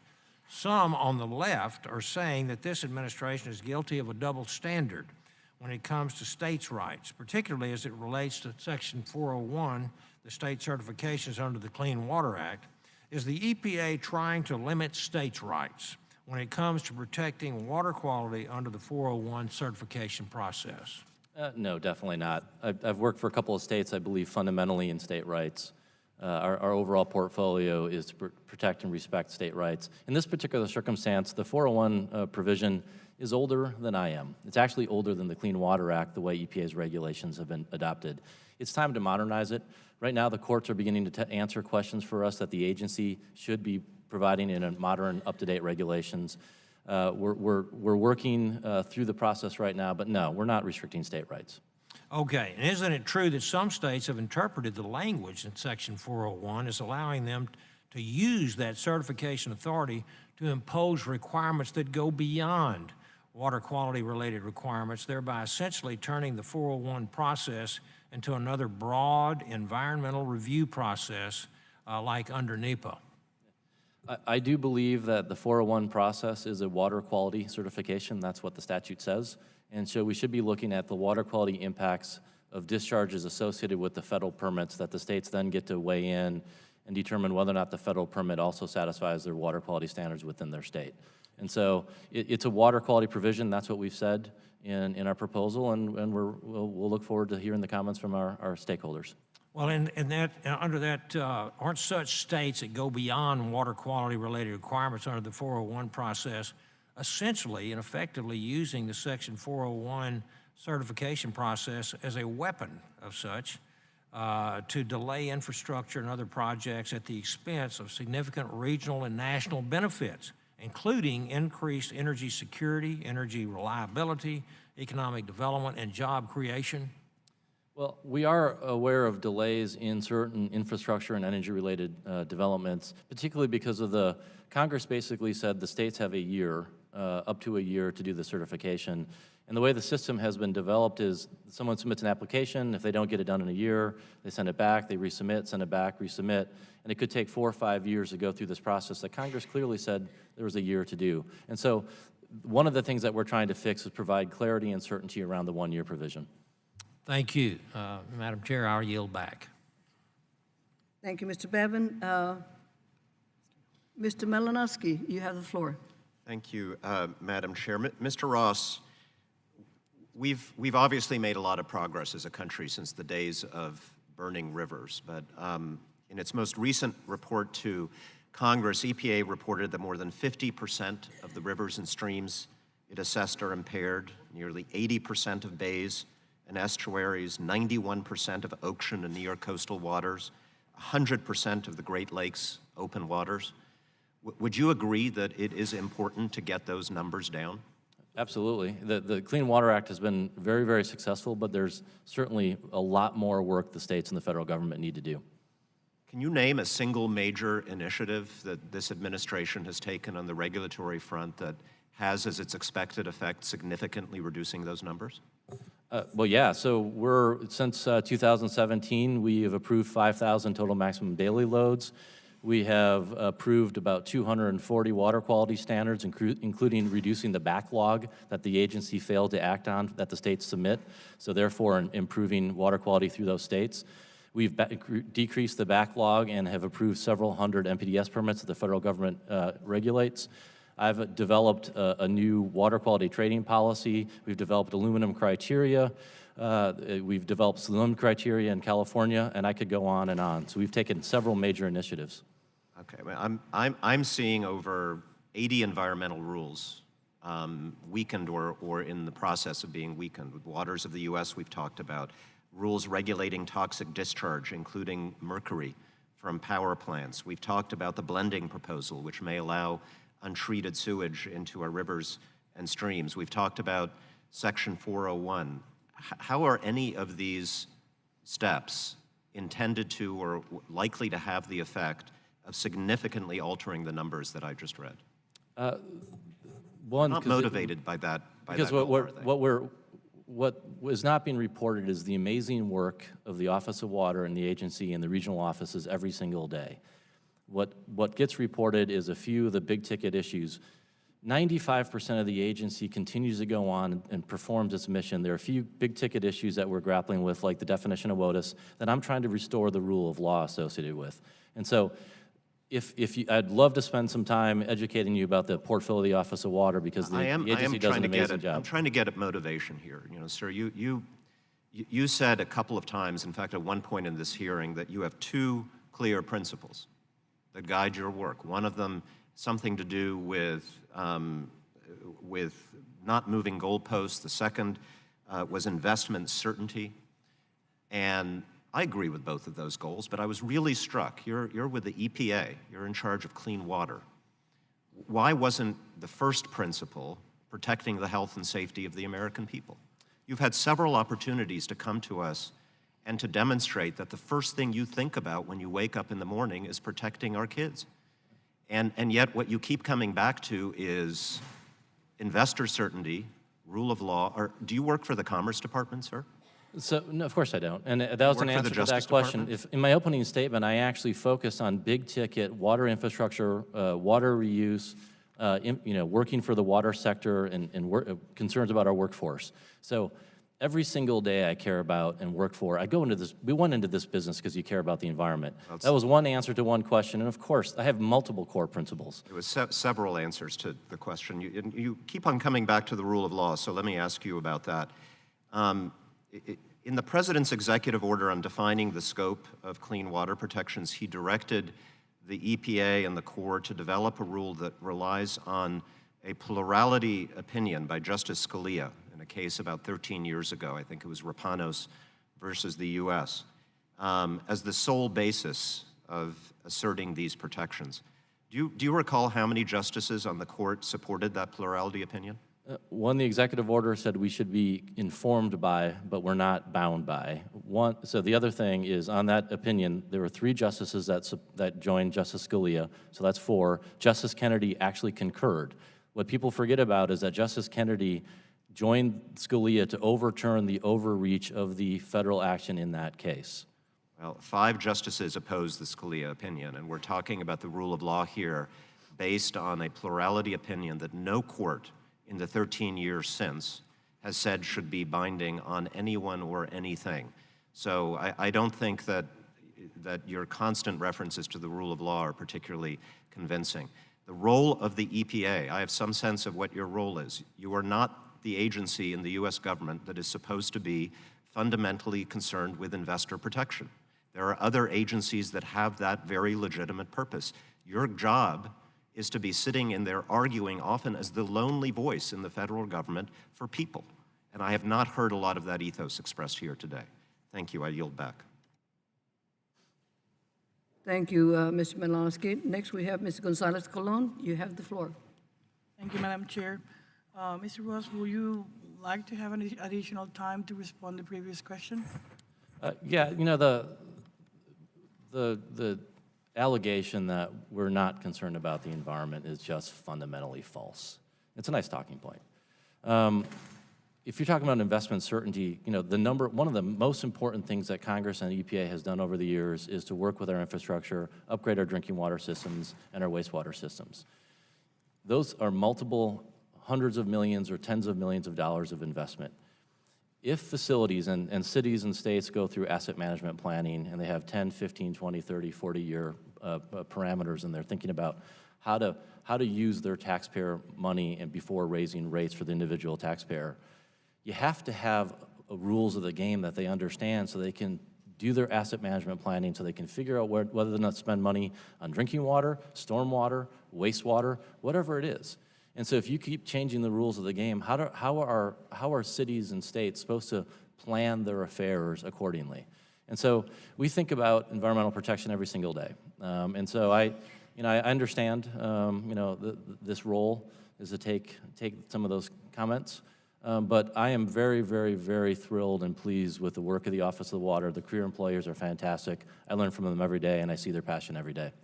Actually, I'm going to piggyback on that. One of the biggest complaints we receive about the program is that the regulatory patchwork based solely upon the geographic part you are. With the revision, again, back to 2015, pre-regulations that are currently in more than half of the states, how long will it take for states and territories for actually adopt the same standards?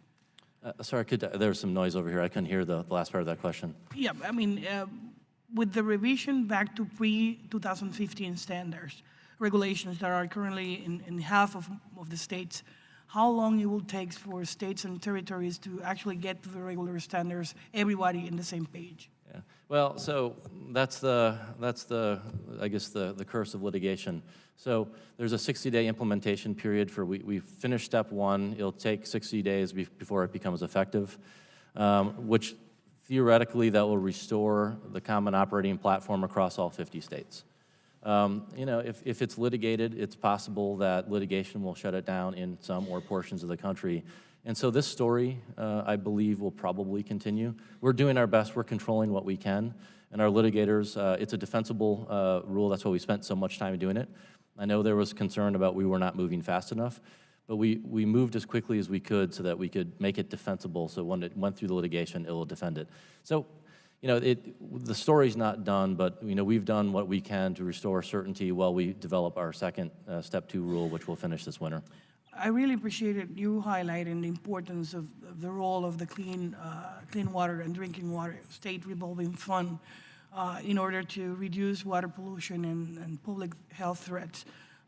Because in the case of Puerto Rico, after 2016, we were not able to pay our loans. And finally, in August of this year, we actually got through the restoration of the $571 million in principal to that revolving fund, and that will help us out in some of the cleanups that you just mandated. As a matter of fact, you just asked for sewer repairs in Puerto Rico, Manatee, San German, and we are very glad that for the first time in many years, the regional director of Mr. Pete Lopez from New York has been helping Puerto Rico out. So thank you for that. I yield back. Yeah, Pete Lopez is passionate about Puerto Rico, and I can tell you, restoring the SRF was our office director, Andrew Sawyers, invested huge, significant investment of his time and resources to get that back up and running. When we made that announcement, that was a really great day. I will just add to this. Every time we call him, and we do have several situations in Puerto Rico after the hurricane, and I need to say the EPA has been there every time we've been asking for and helping the state to manage many of those incidents regarding not just water, but 97% of the drinking water in Puerto Rico is provided by Puerto Rico Water Authority, which is a state-owned, basically. So thank you for that assistance, and my congrats to Mr. Pete Lopez. Are you back? Thank you. The chair now recognizes Representative Pappas. Thank you very much, Mr. Chair, and Mr. Ross, thanks for being with us today. I want to build off some of the comments of my colleague, Mr. Delgado, because the folks of New Hampshire's 1st District are experiencing PFAS contamination at the same levels of residents of his district. This is beyond an emerging contaminant in my state. It has emerged. It is impacting the health of individuals, and we need to demand more from the EPA. I'm frustrated as well that we don't have the same level of urgency in our federal government that we do from state office holders in New Hampshire. Our state recently set new aggressive levels for PFAS in drinking water. Other states have done that as well. We need a federal solution on this because states don't necessarily have the expertise at their fingertips, the capacity to be able to do this. We need a standard across the country that's going to protect public health and drinking water. And I understand that there's a process, but we want you to share the urgency that people who have been exposed to PFAS contamination have. You have my commitment. We share the urgency. I know that for the people who are exposed in the communities, that's unsatisfying for me to say that. But I can tell you, based on the career team, the scientists and the regulators that we have working on it, they have an urgency. They're working on it holistically, not just in the drinking water program, but in our Office of Lands and Emergency Management and our TSCA program. It is an agency-wide initiative. It is a core principle of the Administrator Wheeler to push forward on PFAS, and we're doing everything we can as quickly as we can. We understand there's frustration that sometimes the federal bureaucracy is part of it is Safe Drinking Water Act, for example, was established to make sure that we engage with our stakeholders, engage with our scientists and our advisory boards. But I understand that if we go through that process, the outside world and some of the people who are affected may believe that it's not going fast enough, and I acknowledge that. We're counting on you to get something done. I was recently at Pease Air Force Base in Portsmouth. The Air Force has financed a treatment system for groundwater there. They have levels that are hundreds of thousands of parts per trillion, far exceeding the 70 parts per trillion prevailing health advisory by the EPA, and far exceeding the new standards that New Hampshire released. They told me it's going to take, if not decades, centuries perhaps, to treat all the groundwater in that area so that it's safe to drink. So we're talking about a problem, when you look across the country, just on military bases, that is quite significant. I'm wondering if we could shift to industrial pollution sites. I don't know if you're aware of how many active industrial polluters there are of facilities that are discharging PFAS into lakes and rivers. Well, I don't have the data in front of me, but my team actually, we're putting an effluent limitation guidelines plan. We do that every couple of years. That's out. We've got 4 or 5 pages dedicated to this, and we're beginning to take a look at the various forms of dischargers and based on the sectors of the economy in which they operate. And so the agency, as part of our PFAS action plan, we are looking at that. So experts estimate there are about 500,000 active industrial facilities that are discharging PFAS into lakes and rivers and bodies of water in this country. That's a serious concern, and I'm wondering if you could just confirm that you believe that there should be limits on PFAS discharge from such sites. Well, so we have a couple of facilities, for example, in West Virginia and North Carolina that are subject to discharge limits. They're the manufacturers.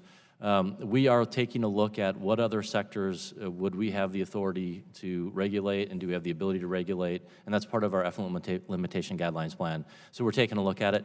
That plan will be coming out fairly soon, but it's in the action plan. It's one of our things that we took a look at over the next couple of years. Obviously, to regulate all at the time, you have to have the science, you have to have the data, and so we're going to focus in on the higher priority areas. Fairly soon, can you narrow that down for us? The publication of some of these plans, I don't have the details in at my fingertips. I can get back to you on that. But I know I've signed off on the last on the effluent limitation guidelines plan. It's going through the publication process. Quite frankly, where in that process, I just don't have the answer, but I can get it for you. Well, the way we can really protect public health from the threat PFAS poses is to first stop the contamination, stop this situation from getting worse, ensure that there's treatment of groundwater, that people have access to safe drinking water, and then work at making sure that we get these chemicals off the market. They're called forever chemicals for a reason. They stick around in the environment for a long, long time. and they have been linked to serious chronic health conditions from cancer to thyroid issues. We've got to make sure we're doing more on this. This is going to be found all across the country when we test for it, and we need our EPA to be on the front lines of this with up-to-date science, working hard with that sense of urgency to protect the public. Yeah, you've made the argument for why why we developed a holistic action plan, and the core component and our primary focus. Well, I shouldn't say our primary. That's the wrong word. One of our main focuses is on closing the scientific gap. And so there is a huge amount of work happening in the Office of Research and Development and with our federal partners on how to close the scientific information gap.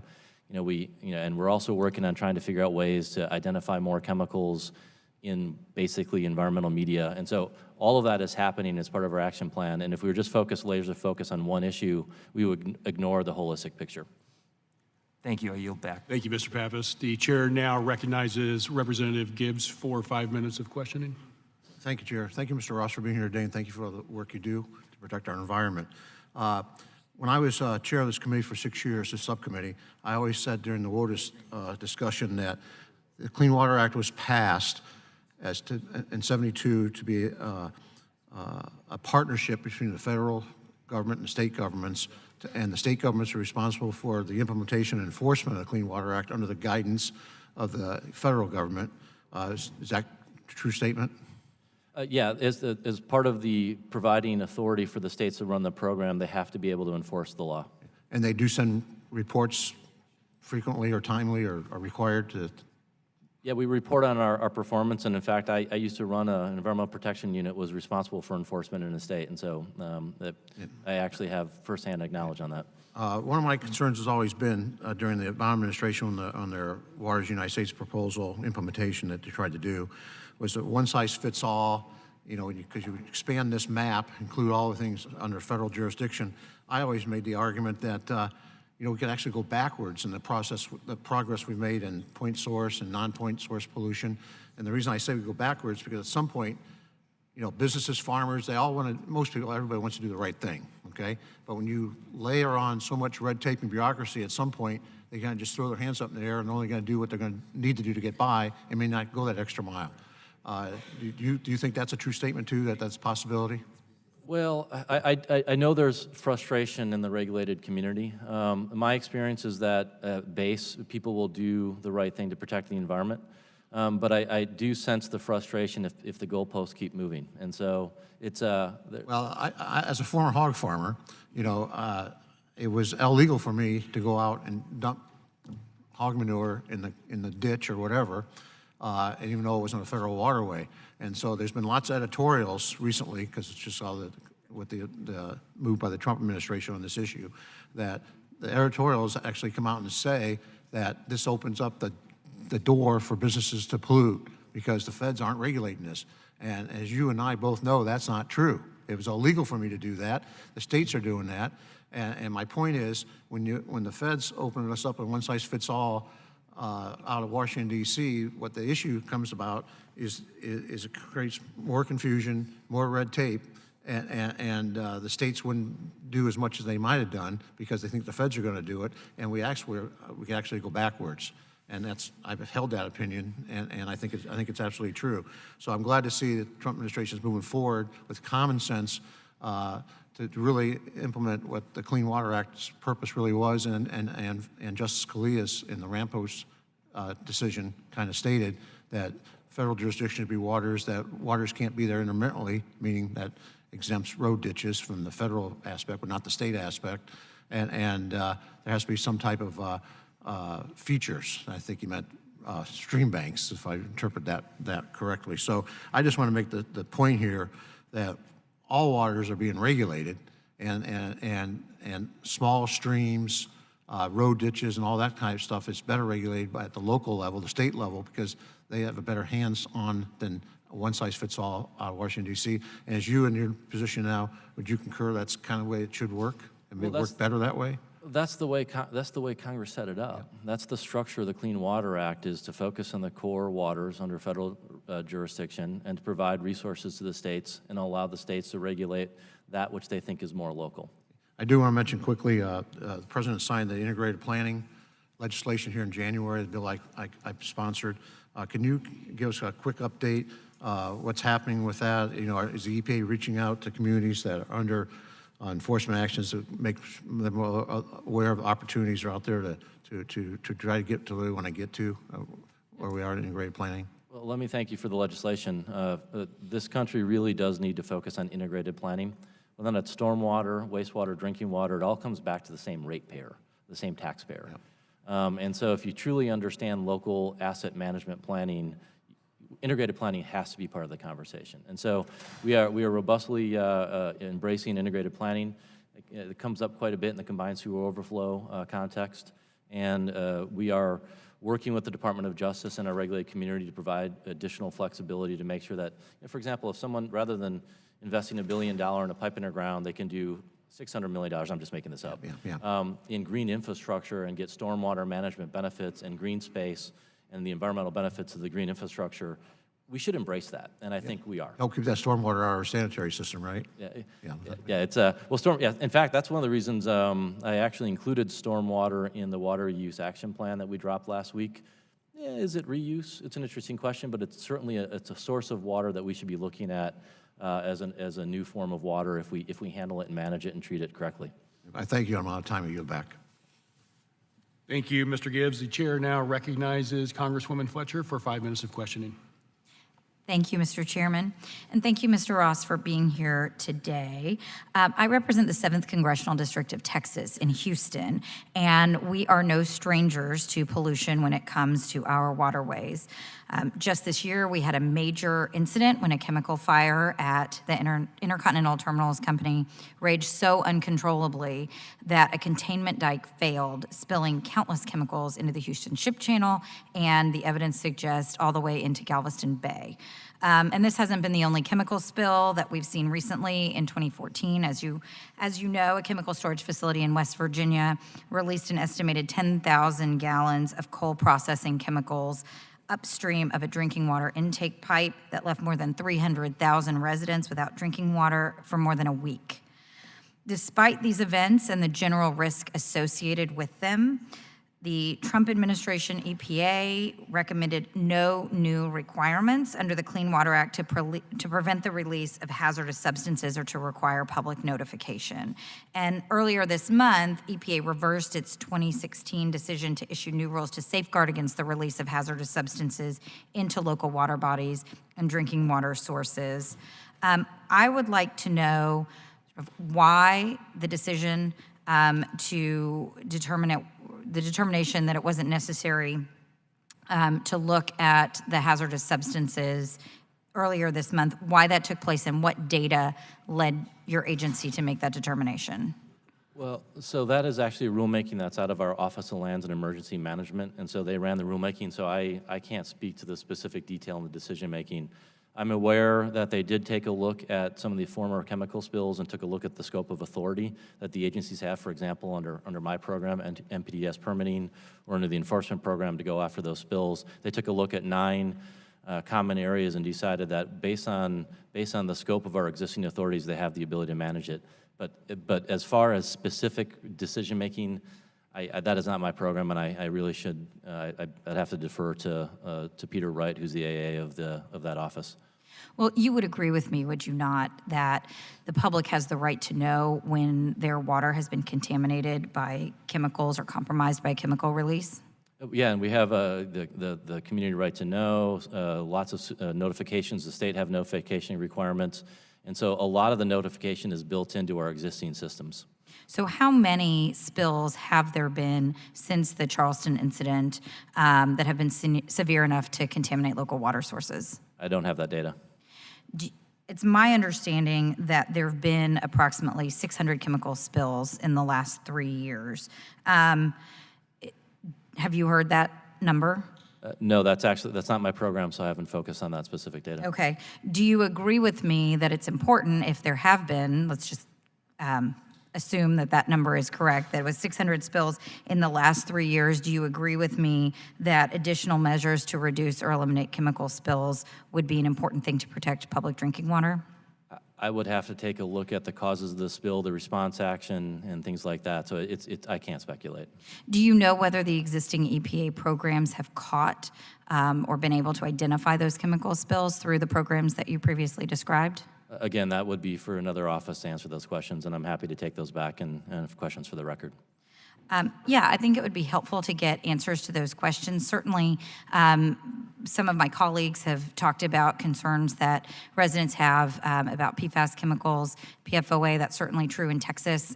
We are attuned to that as well, and I think that what we are concerned about is accountability and making sure that we have the information.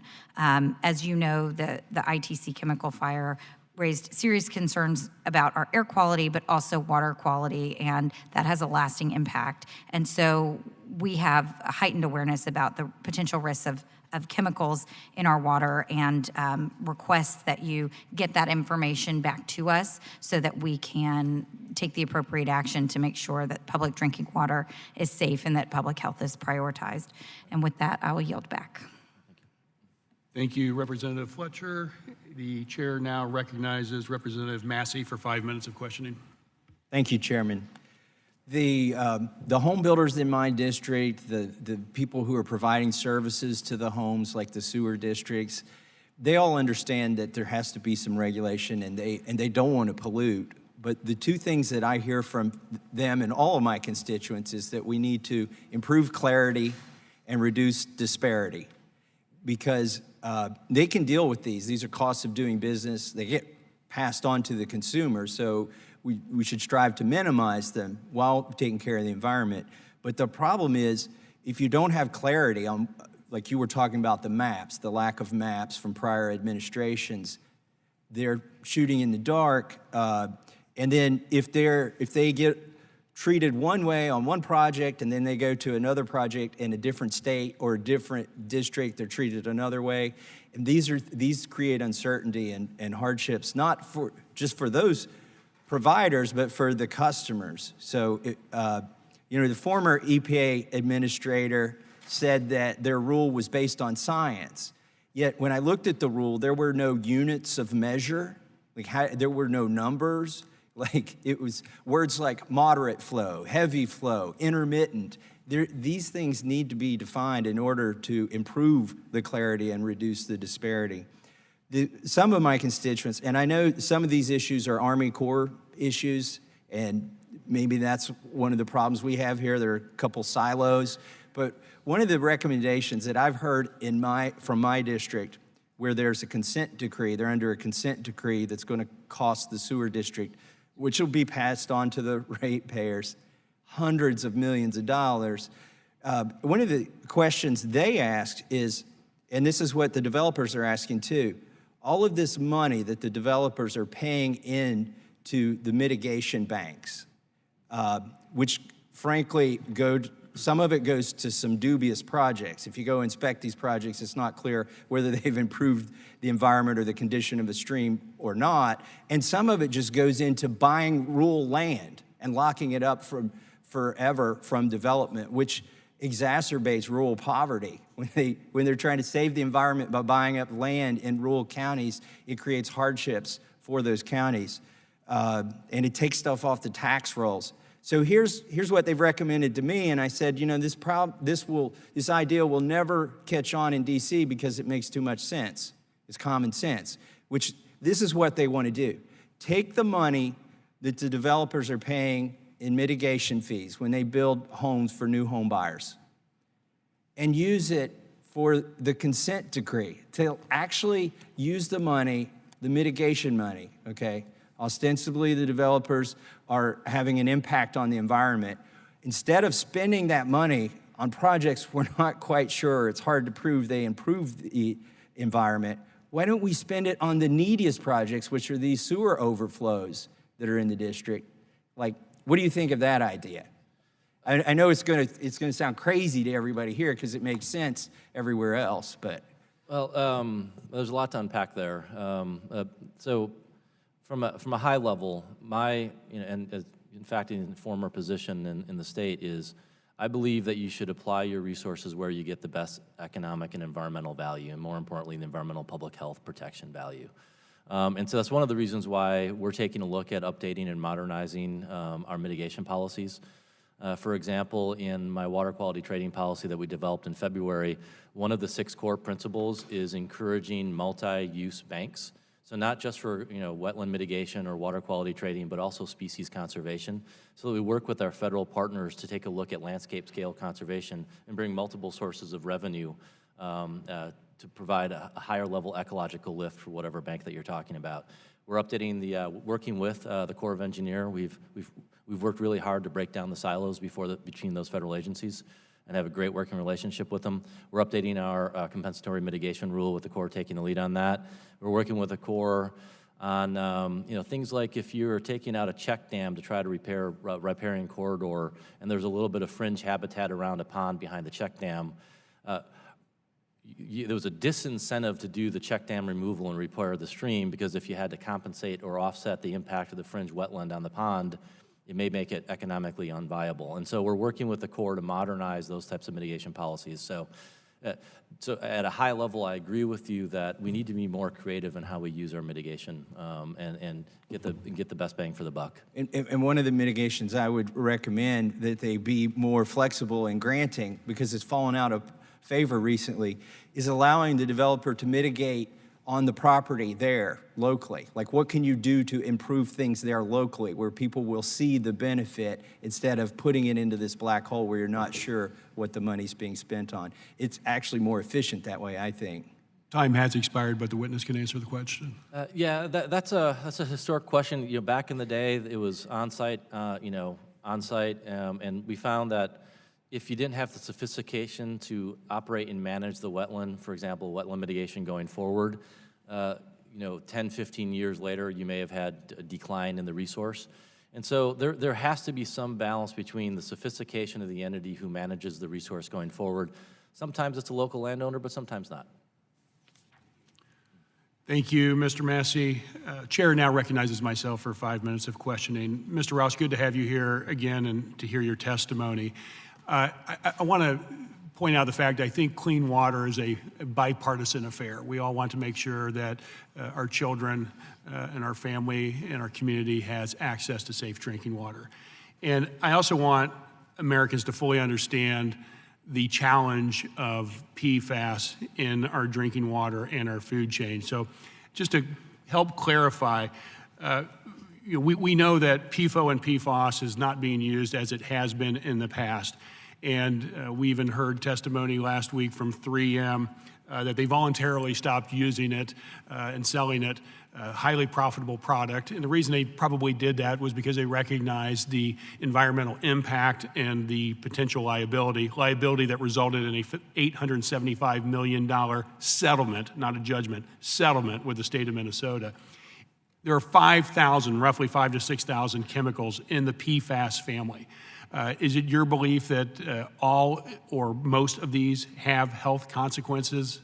We simply don't know, which is why our scientists are working on developing toxicological profiles for the next batch of chemicals, and more importantly, looking at high-throughput toxicology work that takes a look at the group of chemicals to figure out if we can sort of weight which ones may warrant quicker, faster study.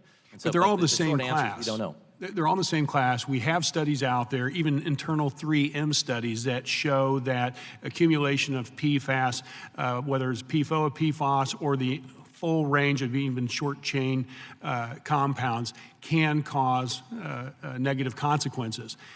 Are you concerned that the American public is the guinea pig here as we determine the effect of these compounds on our health? Well, these chemicals have been in production since the 1940s and are part of our everyday life, including literally. Yeah, literally, and including putting out fires and saving lives on Navy ships and at airports, and in the medical community relies on these. And so, the challenge is, as I've learned from the toxicologists, for example, in the tox work we're doing on Gen X and PFBS, you're seeing shorter chains but yet they still have adverse health effects, but they're different health effects than the PFOA and PFOS. And so we really, right now, the short answer is our scientists need time to really figure this out, and that's one of the primary goals of the agency right now, is give our scientists the leeway to run and develop and close the information gap. So when I look at the overall concerns, though, you've got a parts per trillion of 70 issued by the EPA. Clearly, there is some scientific evidence that the EPA decided to use that number as the benchmark, where above that is concerning for an individual's health. So even though you haven't done the toxicity studies on every single compound, you have drawn the conclusion that 70 is a benchmark for all compounds, correct? For PFOA and PFOS, those two compounds. Okay. So that was based on specific studies supporting both the PFOA, PFOA, and PFOS. But as far as the standards, you know, there are chemicals that we don't know the toxicological profile for, and so we don't know what the number would be if we would go through and establish a health advisory, and that's the information that we're trying to gather. And again, I emphasize the concern is that we may be looking back 5, 10, 15 years from now and wondering why this body and the EPA did not take action on a class of chemicals that they knew were diminishing the health of Americans and allowing it to be dumped in rivers, and allowing it to be used on crops, to be introduced into our food chain, and us not taking action quick enough or deep enough to address this issue. Are you concerned about the EPA not moving fast enough in this regard? Well, I'll tell you, actually, it's one of the reasons when I was talking to our drinking water program and learning from the scientists early last year, I didn't want to be the person looking back 10 years from now and saying EPA missed it. And it's one of the reasons why we established the leadership summit that we held, the listening sessions throughout the country, and the development of the action plan. It was designed specifically to make sure that we weren't looking back 10, 15 years from now and said we missed it. And so that was definitely in my forefront of my mind as we were thinking about developing the action plan. And as that action plan comes forth and you get the studies done, if we learn that much of the drinking water, significant amounts of the drinking water being consumed by Americans in everyday life is above certain levels. When you look at the remediation that would have to take place, and right now the best technology to do that is reverse osmosis, which is basically desalination. We're talking major expenses for every single water district that's affected with high volumes of PFAS chemicals.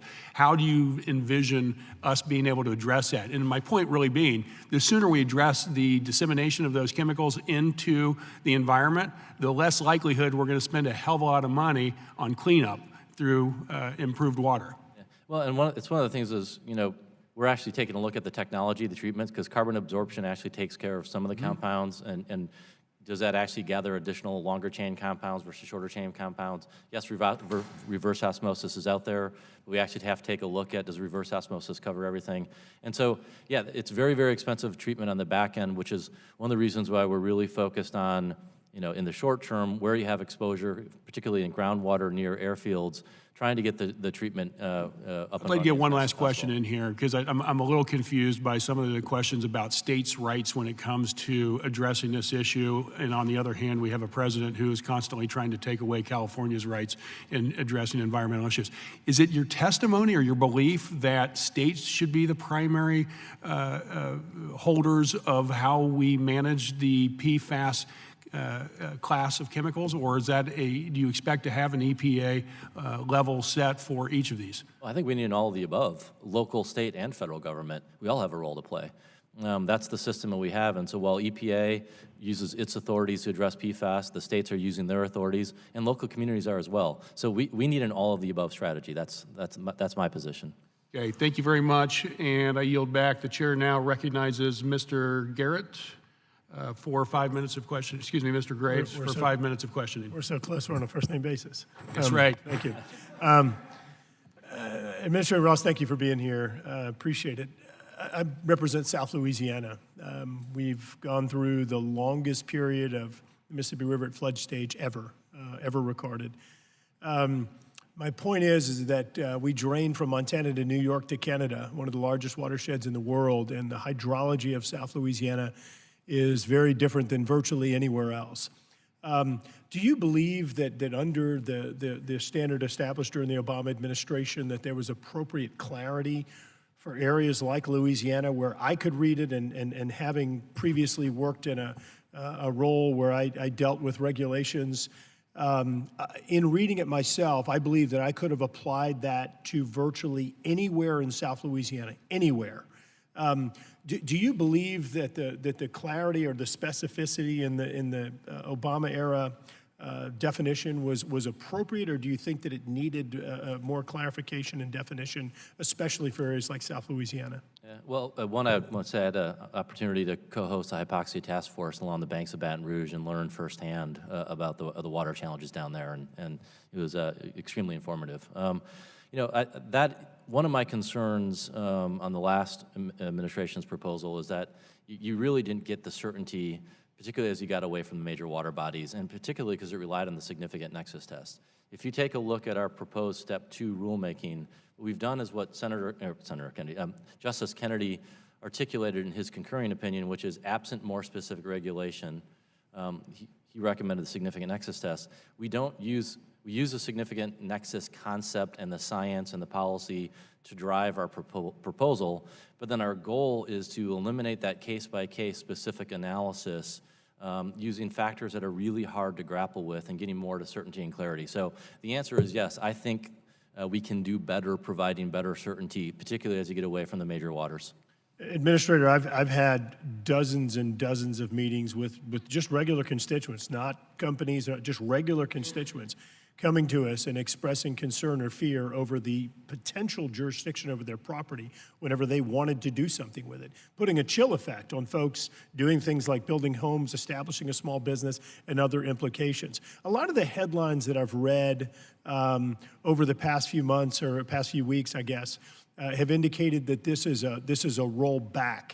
Could you talk a little bit about data and justification for just the jurisdictional basis of this? Well, so the rollback for the 2015 rule, it's about restoring the rule of law. You know, the 2015 rule has been found by several courts to have legal defect and has been actually sent back by a court in Georgia and a court in Texas to the agency to fix it.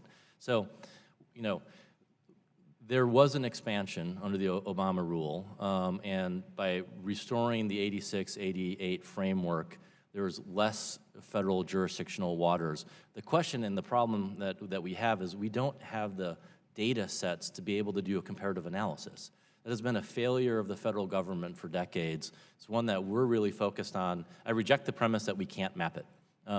The people at USGS, the people in ORD, the people over in NOAA, they're fantastic. You just have to give them the right information so they can add a GIS data layer to the NEHD hydrography data set and also the NWI. So we have the ability to do it, but we don't have the data. And to do this comparative analysis, we need to. I'd certainly love to work with you. I don't see any reason why that would be a partisan effort to get accuracy and clarity. Shifting gears very quickly, I want to flip over to 401. I have met with numerous folks across the country, Washington State, California, New York, and other areas where 401 appears to have become weaponized, meaning that states are using it in a manner, number one, inconsistent with what I believe to be the one-year time frame to make a decision. Is that your belief and understanding as well? Yeah, the Congress was very clear that it said 1 year means 1 year. Okay, so secondly, this is part of it's 401 of the Clean Water Act. Watching some of these entirely irrelevant topics that states are using or justification that they're using to refuse to offer the consistency determination is fascinating to me. And in fact, it's actually led to environmental damages, and I'll give you an example. As a result of preventing gas pipelines up in the Northeast, they actually burned home heating oil and imported gas from Vladimir Putin. Russian gas is 13% dirtier emissions than U.S. gas. Home heating oil has extraordinary emissions compared to natural gas as well. So their efforts to protect the environment are actually damaging the environment. Washington State using things that are entirely unrelated to clean water to stop certification. Do you think this is inappropriate? Time has expired, but the witness may answer the question. So it's a water quality certification. Water quality means water quality. And I'm aware of circumstances where sometimes states lose the forest for the trees. Thank you. The chair now recognizes Representative Lynch for 5 minutes of questioning. Thank you, Mr. Chairman. Thank you, Mr. Ross, for your willingness to testify and help the committee with its work. I represent Boston Harbor. I've done that for about, well, including the state senate for quite a few years, maybe 25 years, and we've spent billions. We've spent billions cleaning up Boston Harbor. And I'm happy to say it's been a dramatic improvement. We see, seals, porpoises, things I never saw when I was growing up there. We see now, since the cleanup of Boston Harbor, the Deer Island sewage treatment facility. So we've made great progress there. Under section, one of the ways that we've been able to do that is using section 401 of the Clean Water Act, which it basically states that a federal agency may not issue a permit or license to conduct any activity that may result in any discharge into navigable waters, Boston Harbor, unless one, a state or an authorized tribe where the discharge originates issues a Section 401 water quality certification verifying compliance with the Clean Water Act. So we've used that as a shield to protect Boston Harbor. In August 8, 2019, EPA signed a proposed rule to replace the existing water quality certification regulations under Section 401. Part of that would be to limit the state's ability to protect its waterways. And is that your intention? No, quite the contrary. We fully support the states doing water quality certifications. And if folks would read the proposal, they still have the ability to take a look at water quality impacts associated with federally issued permits. That's not changing. So what you're doing, though, is in this rule, proposed rule, which I oppose, it limits the issues that we can cite in refusing a water quality permit. It also limits the time we have to get our evidence together to fight that. And I'm just so. We've never, as a state, we've never relinquished our ability to protect our citizens or our natural resources. We've never done that. There's always been a shared responsibility between the states and the feds. So I'm just worrying if, I'm wondering and worrying, do you think constitutionally you can diminish the rights of the state to protect its citizens or its natural resources? My touchstone is complying with the rule of law, and I intend to do that. We are following the law and proposing a rule that says 1 year means 1 year. And we're not limiting the ability of states to take into account water quality. I've been to Boston Harbor, and one of the first trips I took in this position was to go up and take a look at our urban waters program. It's fantastic. The 401 modernization effort that we're going through right now, the states will still have the ability to take into consideration of water quality impacts. Not as much as they can now. Under your rule, it will diminish it. It's pretty plain, the impact of this. So I have a compressor station that they're trying to build adjacent to Boston Harbor, a pipeline, a gas pipeline, that will definitely cause a negative impact on water quality just because of the nature of the discharge and the work they're doing. Under the existing rule, the state of New York has been able to push back under the Clean Water Act and deny licensing to a pipeline, similar to the one that I have in my port. So I'm just worried, I'm very worried that your diminishment of state power under this rule will allow this discharge to go on under your rule, under your new proposed rule that would not have happened when we had the right to protect Boston Harbor. Is that your understanding as well? If your concern is water quality in Boston Harbor, our rule will not impact the ability of the state to consider water quality impacts associated with that discharge. Well, you keep saying that, but you're diminishing the shield that we have to protect our navigable waters. In another section here, we have a current restriction on farmers who use pesticides and other fertilizers and nutrients near waterways that are currently prohibited, but you're expanding that ability. With all the problems we've had down in Florida with algae blooms and other impacts on tourist areas and beaches, you're allowing that now to happen in a bigger way and restricting states' ability to regulate that as well. I find it stunning, the scope of repeal that you're pushing forward. Well, I respectfully disagree. So the scope of the repeal on the WOTUS rule was to restore the rule of law because the 2015 rule has been sent back to the agency as in violation of our statutory authority. And under the 401, I keep saying it because it's true. States have the ability to analyze impacts of water quality as part of the certification process. In a diminished fashion. I thank you for your indulgence, Mr. Chairman, and I yield back. Thank you, Mr. Lynch. The chair now recognizes Mr. Graves, who's asked to make a clarification on one of his previous questions.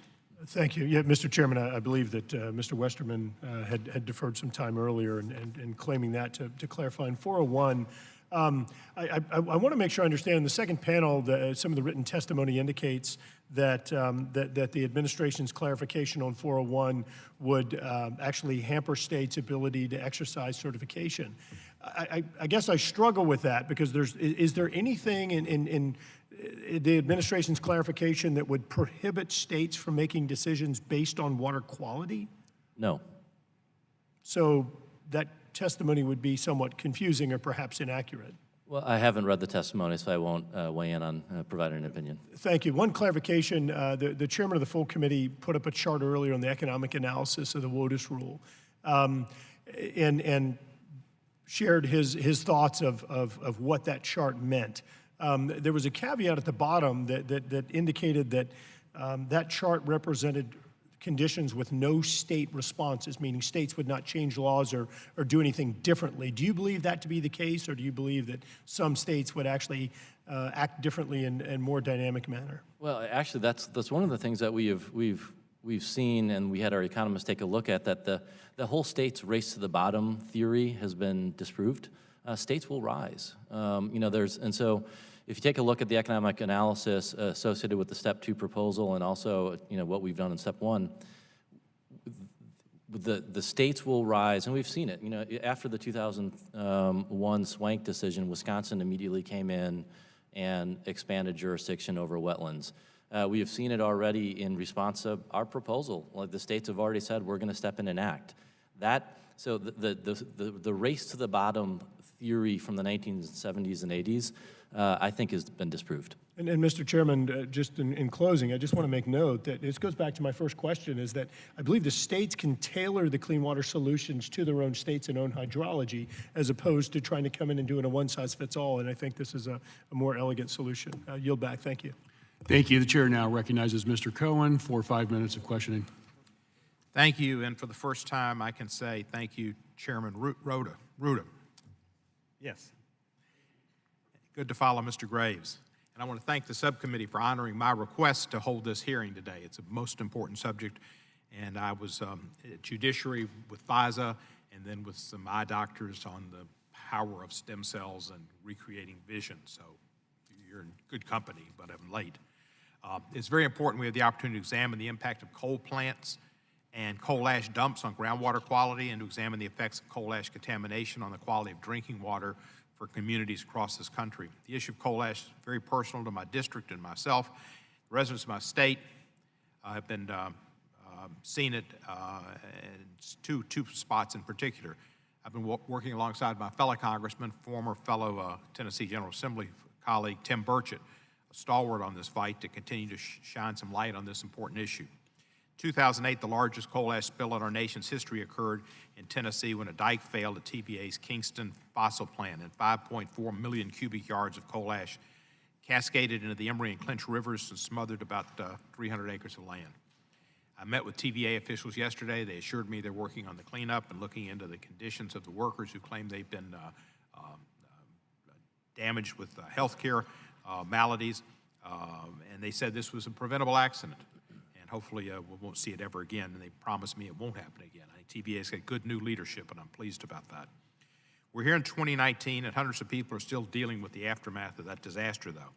Meanwhile, the EPA seems to be intent on weakening federal protections for coal ash, and that's disappointing.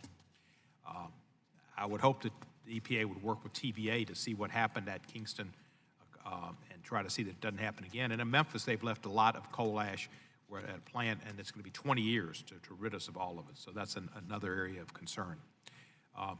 Mr. Ross, on April 15, the EPA reversed its position for over 40 years and determined that the Clean Water Act does not apply to discharges of pollutions that flow through groundwater before reaching a river, lake, or stream.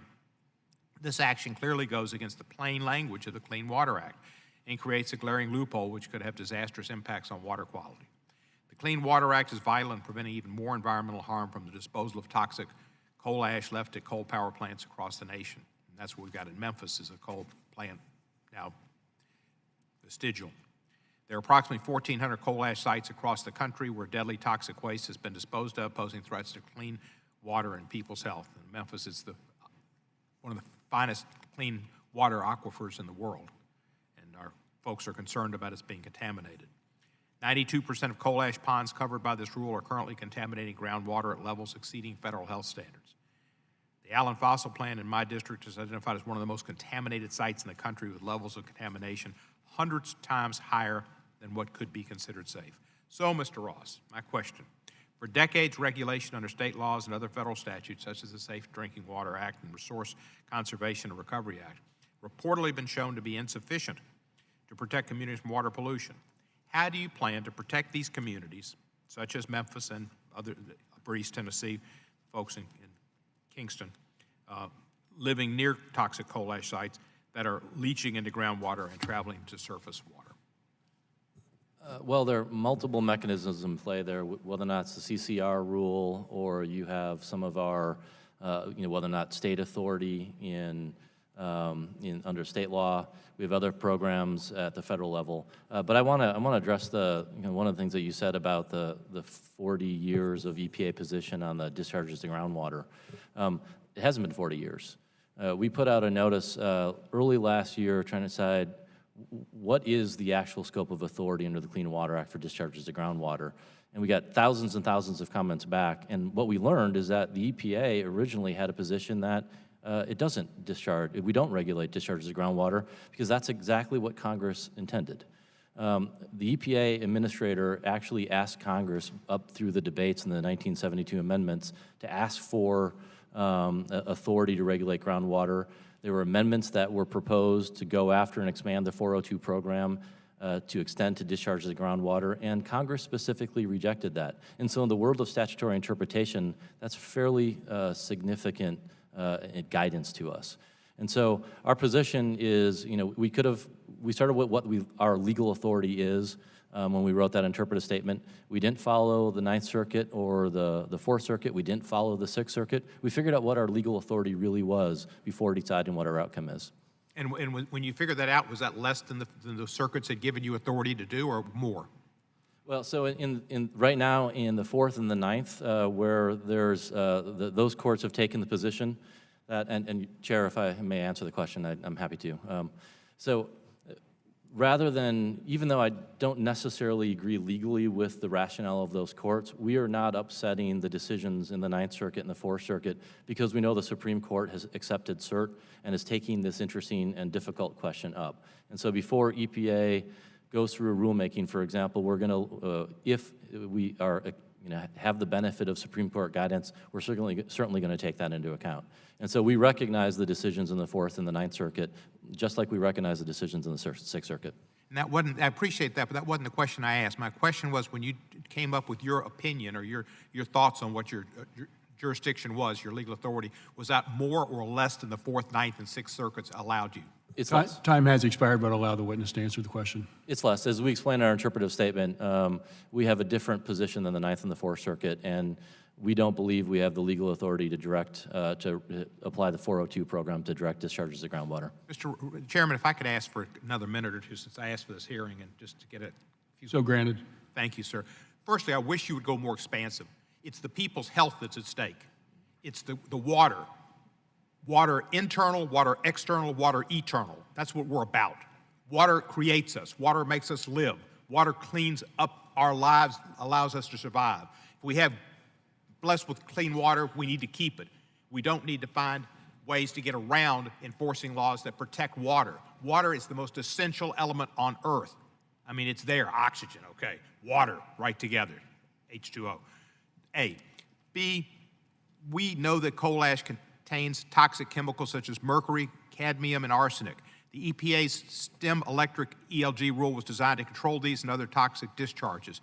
Expected to eliminate 1.4 billion pounds of toxic discharges, or 90% of all heavy metals entering the waterways. But the EPA projected 451 to 566 million per year in benefits associated with the rule and a minimal impact on electricity generating capacity prices. Why, despite these numbers, EPA has blocked implementation, is considering revising and weakening these standards?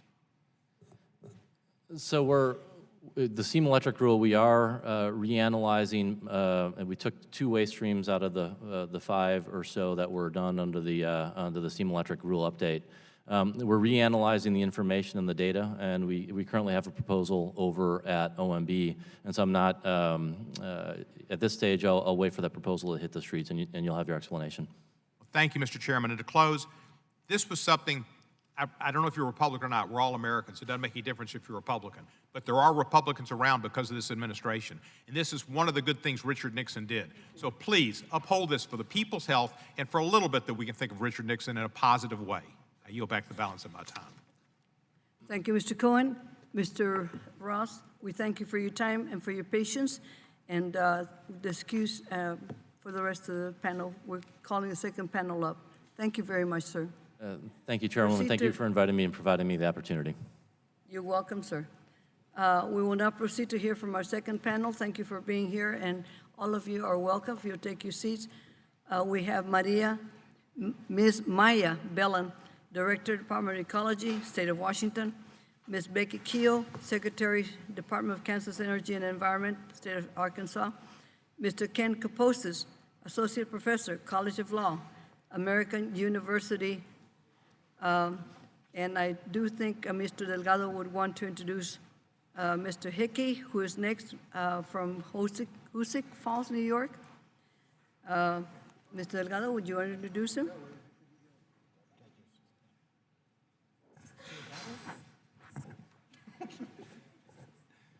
Thank you, Madam Chairwoman. It's a great honor for me to introduce Mr. Michael Hickey, a good friend of mine at this point, and not just a constituent, but a real friend. From Hoosick Falls, as you know, New York, and Rensselaer County. We all owe him a debt of gratitude for following a discovery he made after the death of his father in 2013. When Michael's father passed away from cancer, he began to look into connections between cancer and the chemicals used in a local manufacturing facility where his father worked. This would eventually lead to the discovery that there was a higher incidence of illnesses related to PFAS chemicals and extremely unsafe levels of these chemicals in the village of Hoosick Falls, as well as the village of Petersburg's drinking water. But Michael's advocacy did not stop there. He turned the memory of his father into a force for good and nonstop public advocacy. You want to get Mr. Since 2013, Michael has been leading the charge to increase transparency and accountability for PFAS chemicals at the local, state, and federal level. And his work led to New York State designating the village as a Superfund site, and the EPA declaring one of the manufacturing facilities in Hoosick Falls as a Superfund site. Michael's groundbreaking advocacy has contributed immensely to our understanding of PFAS contamination in New York, and it is largely due to him that the community has received funding for blood testing, remediation, and is no longer drinking the water that was poisoning them. Michael's a true hero in what he has done to spur action on this issue, and I've been proud to work with him to call for federal regulation on these chemicals, including my bipartisan PFAS Right to Know Act that would add PFAS chemicals to the toxic release inventory. And he joined me at my town hall in his hometown of Hoosick Falls that focused on water contamination and our work to hold those contaminating the water accountable. Additionally, I was honored to have him join me for the State of the Union. Our message then is our message today. The PFAS crisis is urgent, prevalent, and not going away. The administration must step up its efforts to protect the health and safety of communities in upstate New York and across the country. I look forward to hearing Michael's testimony today, and I appreciate the work of this committee to continue to shed light on the prevalence of the toxic PFAS chemical in our communities. I also look forward to continuing my work with Michael, the Hoosick Falls and Petersburg communities, and members of the committee to address the needs of all upstate residents who deserve drinking water that is free of cancer-causing chemicals. And just lastly, I don't often get emotional, Chairwoman, but my exchange with Mr. Ross and his lack of desire to commit to an MCL, and the fact that I was bothered to the degree that I was, in many respects has to do with how connected I feel to Mr. Hickey and the community in Hoosick Falls. This is real lives, real people, not just numbers. Thank you. Well, thank you, Mr. Delgado. Appreciate it very much. We also have Ms. Pam Nixon, President, People Concerned About Chemical Safety. Mr. Jeffrey Kessler, Senior Attorney, Southern Environmental Law Center. And I would like to reintroduce Ms. Becky Keogh for Mr. Westerman to introduce. Thank you, Madam Chair, and it's an honor today to get to introduce Becky Keogh. She is the Secretary of the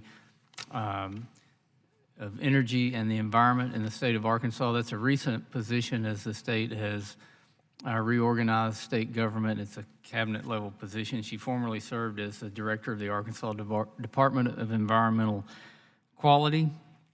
She's had a long career in public service and private service. She's worked for an international environmental and engineering firm. She's worked previously in the ADEQ in the state of Arkansas. And she's also been an active member of the Environmental Council of the States since 1997. And when she became the director of ADEQ in Arkansas, she was immediately elected to one of the four officer positions in ECOS. Maybe the thing I like most about Secretary Keogh is that she's a fellow University of Arkansas Razorback alum, College of Engineering. She is a chemical engineer, so she understands these issues very well, and I want to welcome her to the panel today and look forward to her testimony. Thank you. Thank you, Mr. Westerman. And we'll proceed with the panel. Ms. Maya Bellin, you have the floor. Thank you, Chair Napolitano, Ranking Member Westerman, and distinguished members of this subcommittee. My name is Maya Bellin. I'm the director of the Washington State Department of Ecology, and I'm honored and privileged to be here today. Since Congress passed the Clean Water Act over 50 years ago, it has enjoyed ongoing bipartisan support. It has served as the essential framework across the nation for keeping our waters clean and our communities safe, until now. I'm here to speak about deeply troubling circumstances that should alarm Democrats and Republicans alike. And that is EPA's attempt under this administration to dismantle the Clean Water Act. I am gravely concerned that these actions will harm families and communities across the country by putting at risk clean water for drinking, for fishing and swimming, by threatening the economy of our water-based industries, and by ignoring federal obligations to tribal nations across the country, including Washington State's 29 federally recognized tribes. I take seriously my role to provide clean water to 7 million Washingtonians.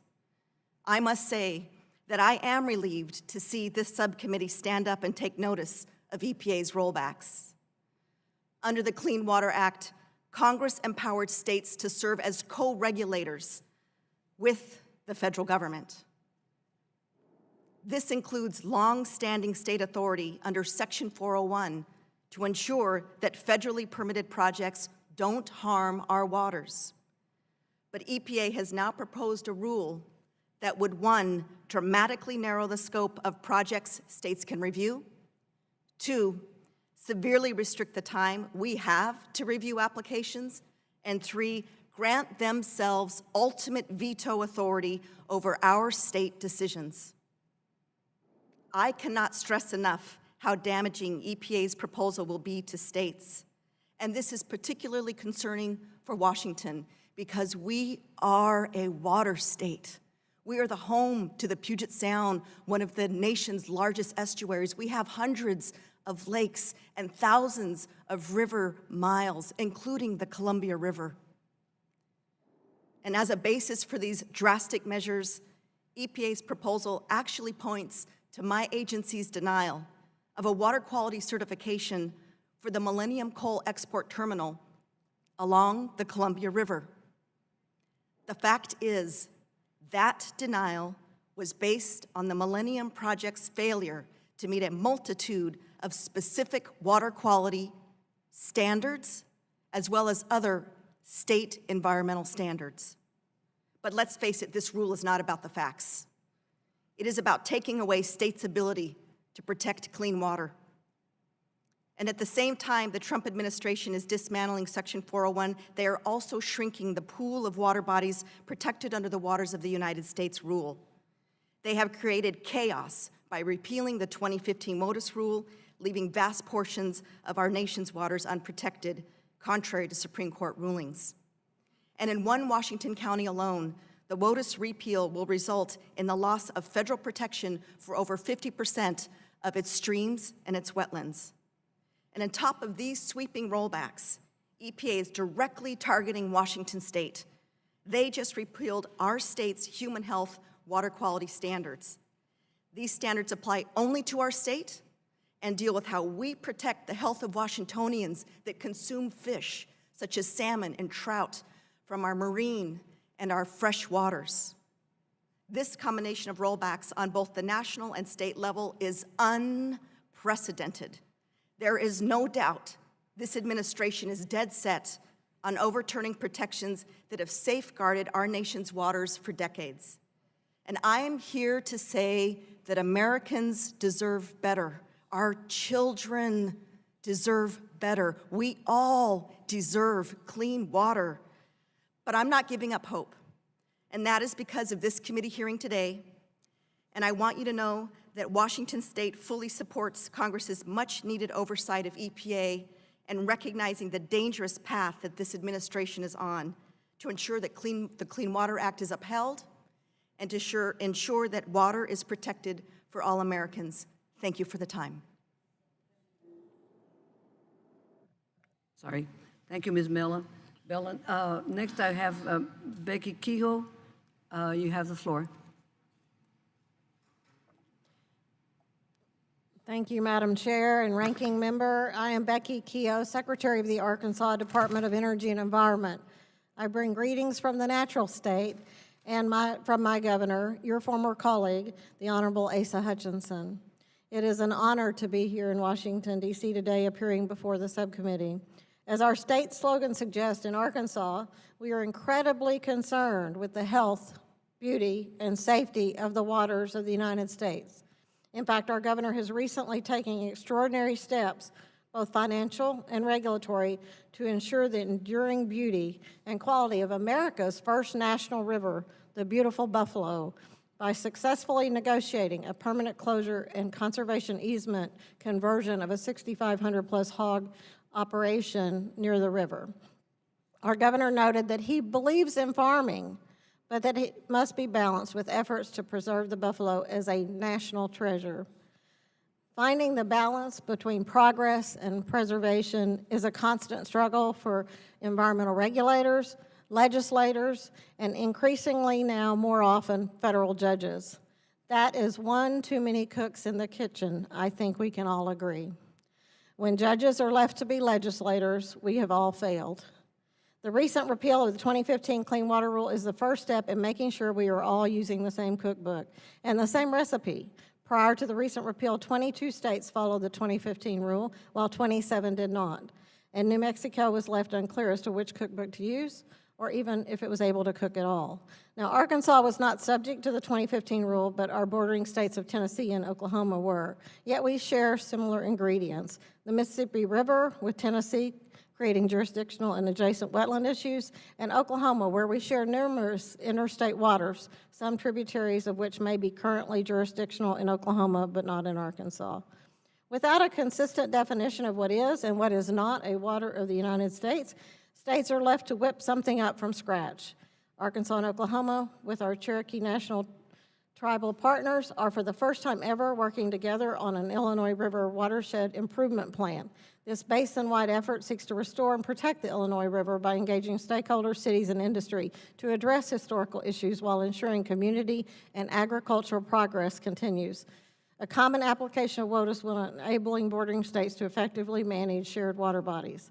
But it is not only uniformity that we seek. We also want a rule that is lucid, not ludicrous in its application. The 2015 rule had broad opposition because of its, in pot stirrer terms, perhaps unconstitutional reach. The rule made it possible to regulate waters on private land that were invisible to the naked eye with no physical channel or evidence of water flow. With the broad, we will know a regulated water body when we see it reach of the rule. Routine activities such as home construction, farming, and infrastructure investment were stalled as the EPA and Corps functioned as more local zoning boards than federal regulators. Seeking relief from this ambiguity and overreach, we turned up the heat, pushing EPA and the Corps for dramatic overhauls of this rule. We sought respect for the integrity of state regulatory programs through removal of the rule's wasteful federal duplication. We don't always need that second helping. We asked them to serve up a solution that abandoned the helicopter mom mentality in regulatory authorization and decision-making. In Arkansas specifically, we needed a rule that supported critical expansion of our broadband and highway infrastructures. Well, Supreme Court Justice Scalia set out a recipe for success in Rapanos versus United States when he instructed that the Clean Water Act apply only to waterways with relatively permanent surface water connections to navigable waters. And last week, Administrator Wheeler and Assistant Secretary James finalized these efforts to repeal the 2015 regulation, clarifying that water bodies like the Buffalo River are subject to the Clean Water Act, but our backyard puddles are not.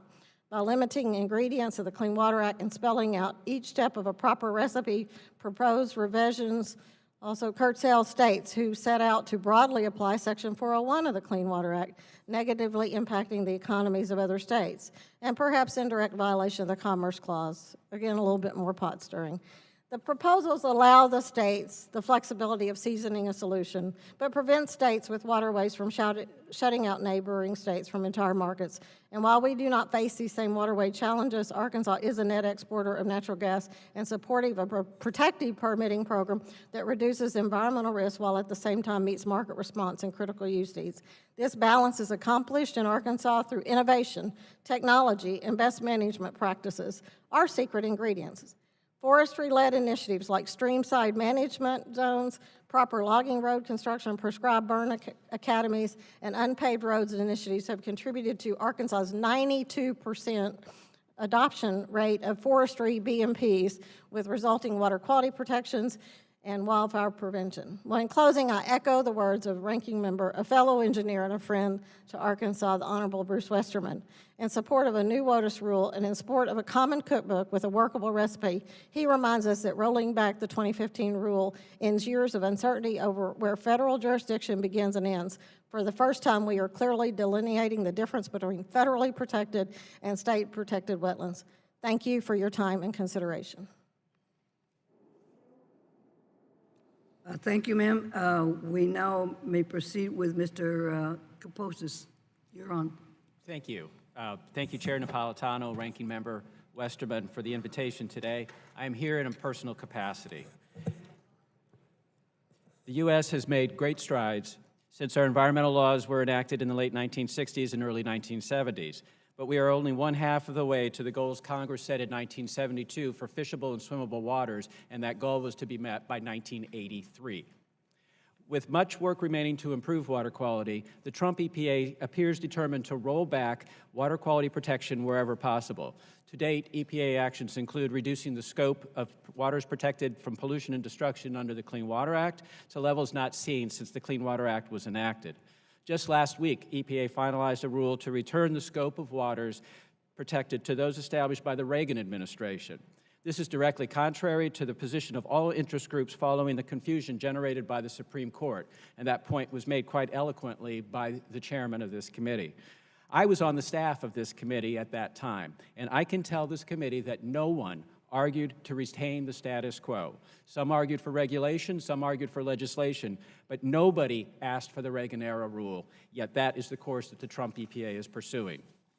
Even more detrimental to water quality, EPA is finalizing a rule that, as proposed, would further weaken the Clean Water Act by eliminating protection for thousands of stream miles and wetlands nationwide, including 55 million acres of farmland containing wetlands, an area roughly the size of Nebraska. The proposal was clearly based upon Justice Scalia's plurality opinion in Rapanos, which 5 justices rejected.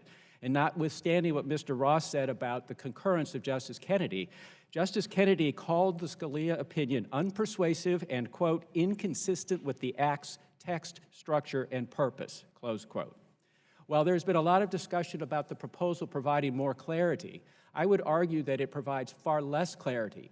If a landowner is supposed to know what is or is not covered on their property, I can read you some of the language that is in the proposal, saying that landowners will have to rely on trapezoidal flumes and pressure transducers for measuring surface flow and comparing that to rainfall, that they will need to do regional regression analysis or hydrologic modeling, that the rule itself admits will be challenging to accomplish in the field and could be time-consuming.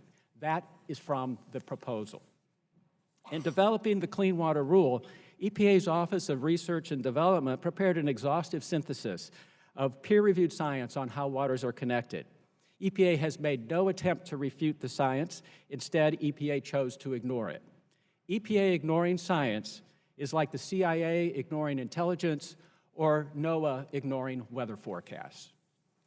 EPA is reconsidering the steam electric effluent limitations guidelines. These controls would annually eliminate 1.4 billion pounds of arsenic, lead, mercury, cadmium, selenium, chromium, 30% of all toxics discharged by industry in the United States, as well as nutrients from our waters. EPA is doing so even as the Fifth Circuit Court of Appeals ordered EPA to consider stronger controls on discharges, not weaker ones. And I would also point out that Mr. Ross earlier, in answer to a question, seemed to not want to answer on the coal combustion residuals rule, known as CCR, not Creedence Clearwater Revival. But that rule is also under reconsideration at this point. So the agency is currently in the process of relaxing the requirements for water discharges while simultaneously reviewing the rule that would have controlled the existing impoundments, the very issue that the Fifth Circuit told EPA to look at. The EPA is allowing greater amounts of pollutants from treatment plants through blending. Make no mistake, this is a reduction in the secondary treatment requirements that Congress wrote into the law in 1972. We've already heard about EPA reversing its positions on Section 401. Ms. Bellin explained very clearly why that is so important to the states.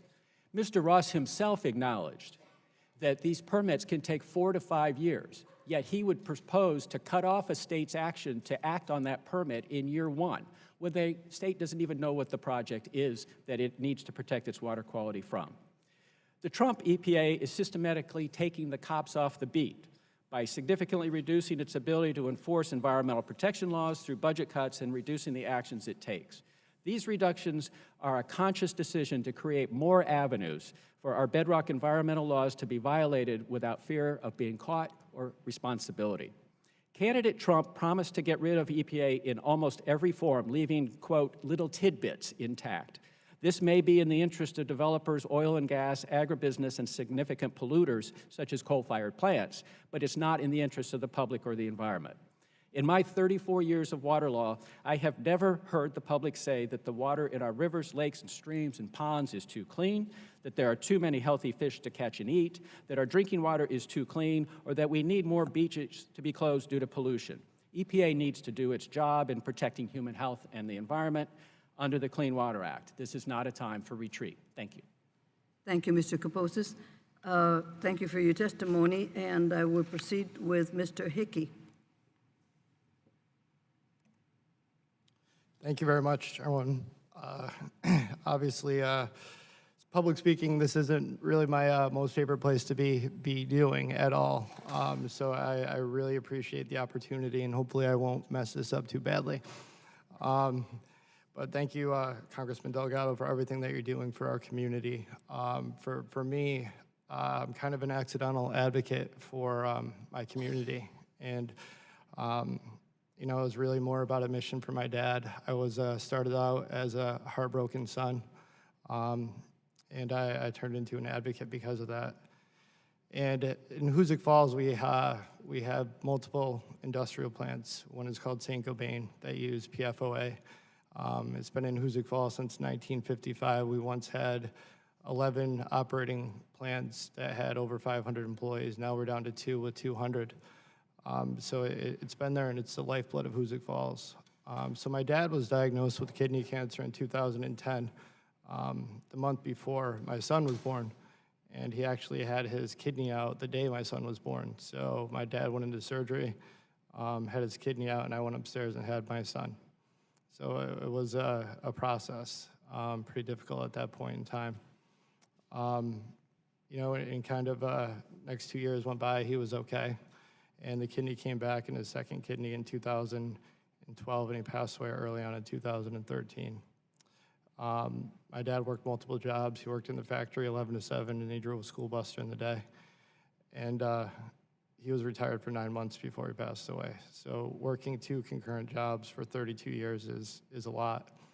And me, my brother, and my sister had great opportunities because of the work that my mom and dad did in the plant. And I'm not an environmentalist, and I probably couldn't have given you the full definition of what's a Democrat or a Republican.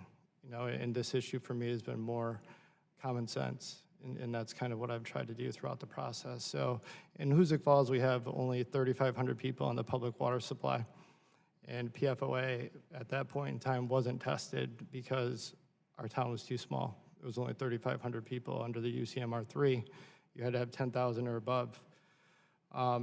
And actually how we got to that point was a year after my dad passed away. A teacher passed away, and I did a simple Google search because I knew what was being manufactured in town at that point. And I typed in Teflon and cancer, and I came across the C8 Science Panel in West Virginia. And I read for the next 4 months, every night, probably 11 till 2, 3 in the morning. Probably the most driven I've ever been about anything ever. And I kept reading because it's a big accusation to blame your local employer about, you know, you contaminated our water, you contaminated the people, you're making people sick. They're the lifeblood, and we're blue collars, so those jobs are extremely important. You know, that's what our community is about, and I'm sure that many of your communities as well. That you're hard workers, you're proud to work, and you want to be able to supply for your family.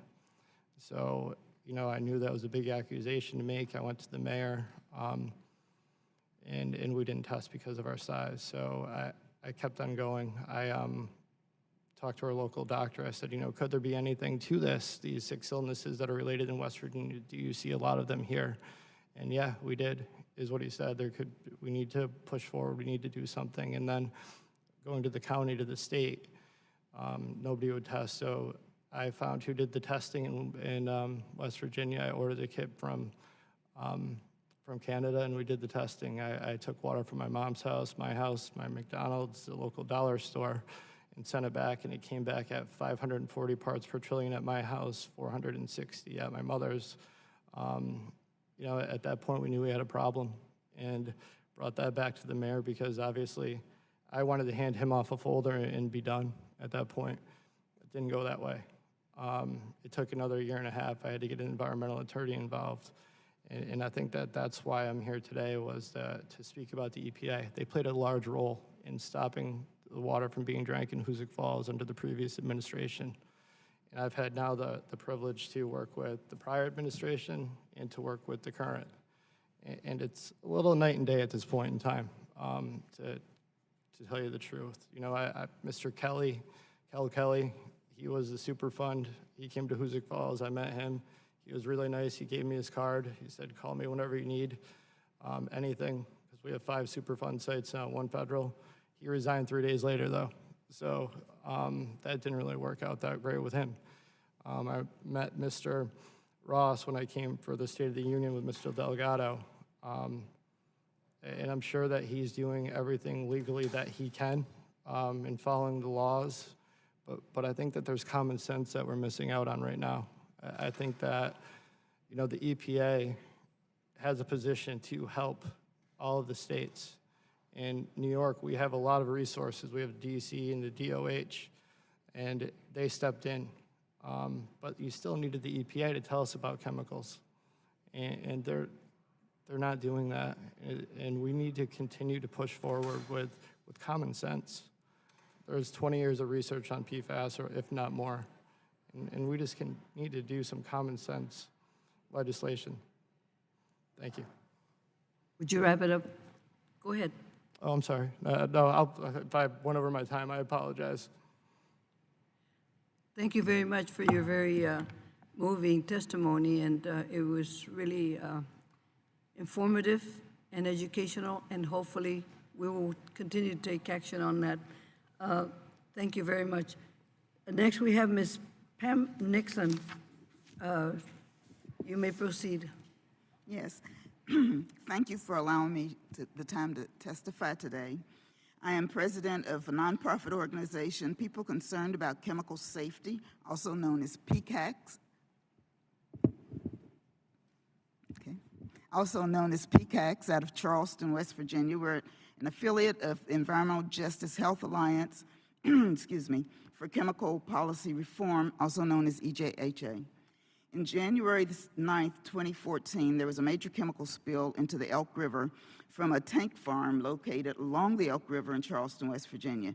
10,000 gallons of crude MCHM mixed with PPH were released into the river only 1.5 miles upstream of our public drinking water supply intake. Our governor and public officials called for a do not use order. This meant that approximately 300,000 residents in 9 counties could only use our tap water to flush our toilets. Nearly 600 people ended up visiting emergency rooms complaining of symptoms related to the spill, and 13 were hospitalized. Schools and businesses were closed, non-critical surgeries were canceled, and our legislators had to temporarily adjourn. Businesses in the area lost at least $61 million during the first month. The most vulnerable were the low-income residents, the elderly, and the people of color who did not own vehicles. They had the difficulty of trying to get to the temporary water stations, to carry their bottles with them sometimes, and then they had to carry the heavy bottles of water back home to be able to take care of their whole family. When the spill occurred, West Virginia did not have spill prevention regulations for above-ground storage tanks storing hazardous chemicals, and neither did nor does the EPA. After reconvening in 2014, our legislators wrote and passed the comprehensive AST bill, above-ground storage tank bill, which Governor Tomblin signed into law. But within 3 years, those provisions had been amended and weakened twice. Congress passed the Clean Water Act in 1972, which directed the President to issue spill prevention regulations for facilities that stored oil and hazardous substances. President Nixon delegated the responsibility of that section to the Clean Water Act to the EPA. The EPA quickly issued spill prevention regulations for oil. But despite promising a spill prevention rule that covered all ASTs under their jurisdiction, the EPA never finalized hazardous substance spills laws. In 1982, Congress created a federal program regulating underground storage tanks. It contained petroleum and hazardous chemicals. Between 1984 and 2015, Congress passed 5 actions to improve and strengthen requirements for the underground storage tanks, and even created a trust fund for cleaning up leaks. So 40 years later, in 2015, EJHA and PCACS, my organization, and Natural Resource Defense Council filed lawsuit against EPA over the failure to issue hazardous substance spill prevention regulations for above-ground storage tanks. In February of 2016, EPA agreed in a consent decree to develop the spill prevention rule, accept comments, and publish the final rule by the summer of 2019. In June of 2018, EPA Administrator Pruitt signed a proposal to take no action by pointing to existing regulations that provide only limited regulatory protections. And on August the 22nd of this year, Administrator Wheeler signed the final Take No Action rule, and it was published in Federal Register on August the 3rd. Residents in many states lack any spill prevention laws, remaining as vulnerable as we were in 2014. Without comprehensive rule, EPA continues to put health and safety of millions of American citizens in danger. The country needs a robust federal AST, or above ground storage tank spill prevention program, to protect our waterways. We need regulations to minimize tank leaks in all ASTs containing oil products and hazardous substances, and to protect our drinking water sources. We need a trust fund to clean up AST leaks and spills. We need regulations that will ensure that the design and construction materials and secondary containment systems meet the established engineering standards. We need leak detection and corrosion systems for above ground storage tank. We need transparent third audits. We need the public to have the right to know and access to information about the hazardous chemicals in above ground storage tanks where they live, work, and play. One more, I'm sorry. We also need robust notification to our public and to public drinking water systems in a timely manner when a spill does occur. If EPA continues to ignore providing rules for above-ground storage tanks, we hope that Congress will step up and again require them to do so. Thank you very much for your testimony, Ms. Nixon, and it's truly good testimony. Mr. Gisler, you may proceed. Thank you, Chairwoman Napolitano, and Chairwoman Napolitano, Ranking Member Westerman, members of the subcommittee. I appreciate the opportunity to speak to you today. My name is Jeff Gisler, and I'm an attorney with the Southern Environmental Law Center. I lead our organization's Clean Water program. It's in that capacity that I've worked on a number of issues that are before you today. I've described 5 of those in my testimony, and I've described them as they relate to the Cape Fear River in North Carolina. The Cape Fear is North Carolina's largest river system, and it provides the drinking water for more than 2.1 million people. And it faces many challenges. Those include threats created by this administration by the proposed changes to the 401 certification regulations, by the threat of coal ash pollution, the threat caused by sewage blending, the changes to the Waters of the U.S. definition, and from PFAS contamination. It's those last 2 that I want to talk about today in this opening statement, but I'm happy to answer questions about any of those topics.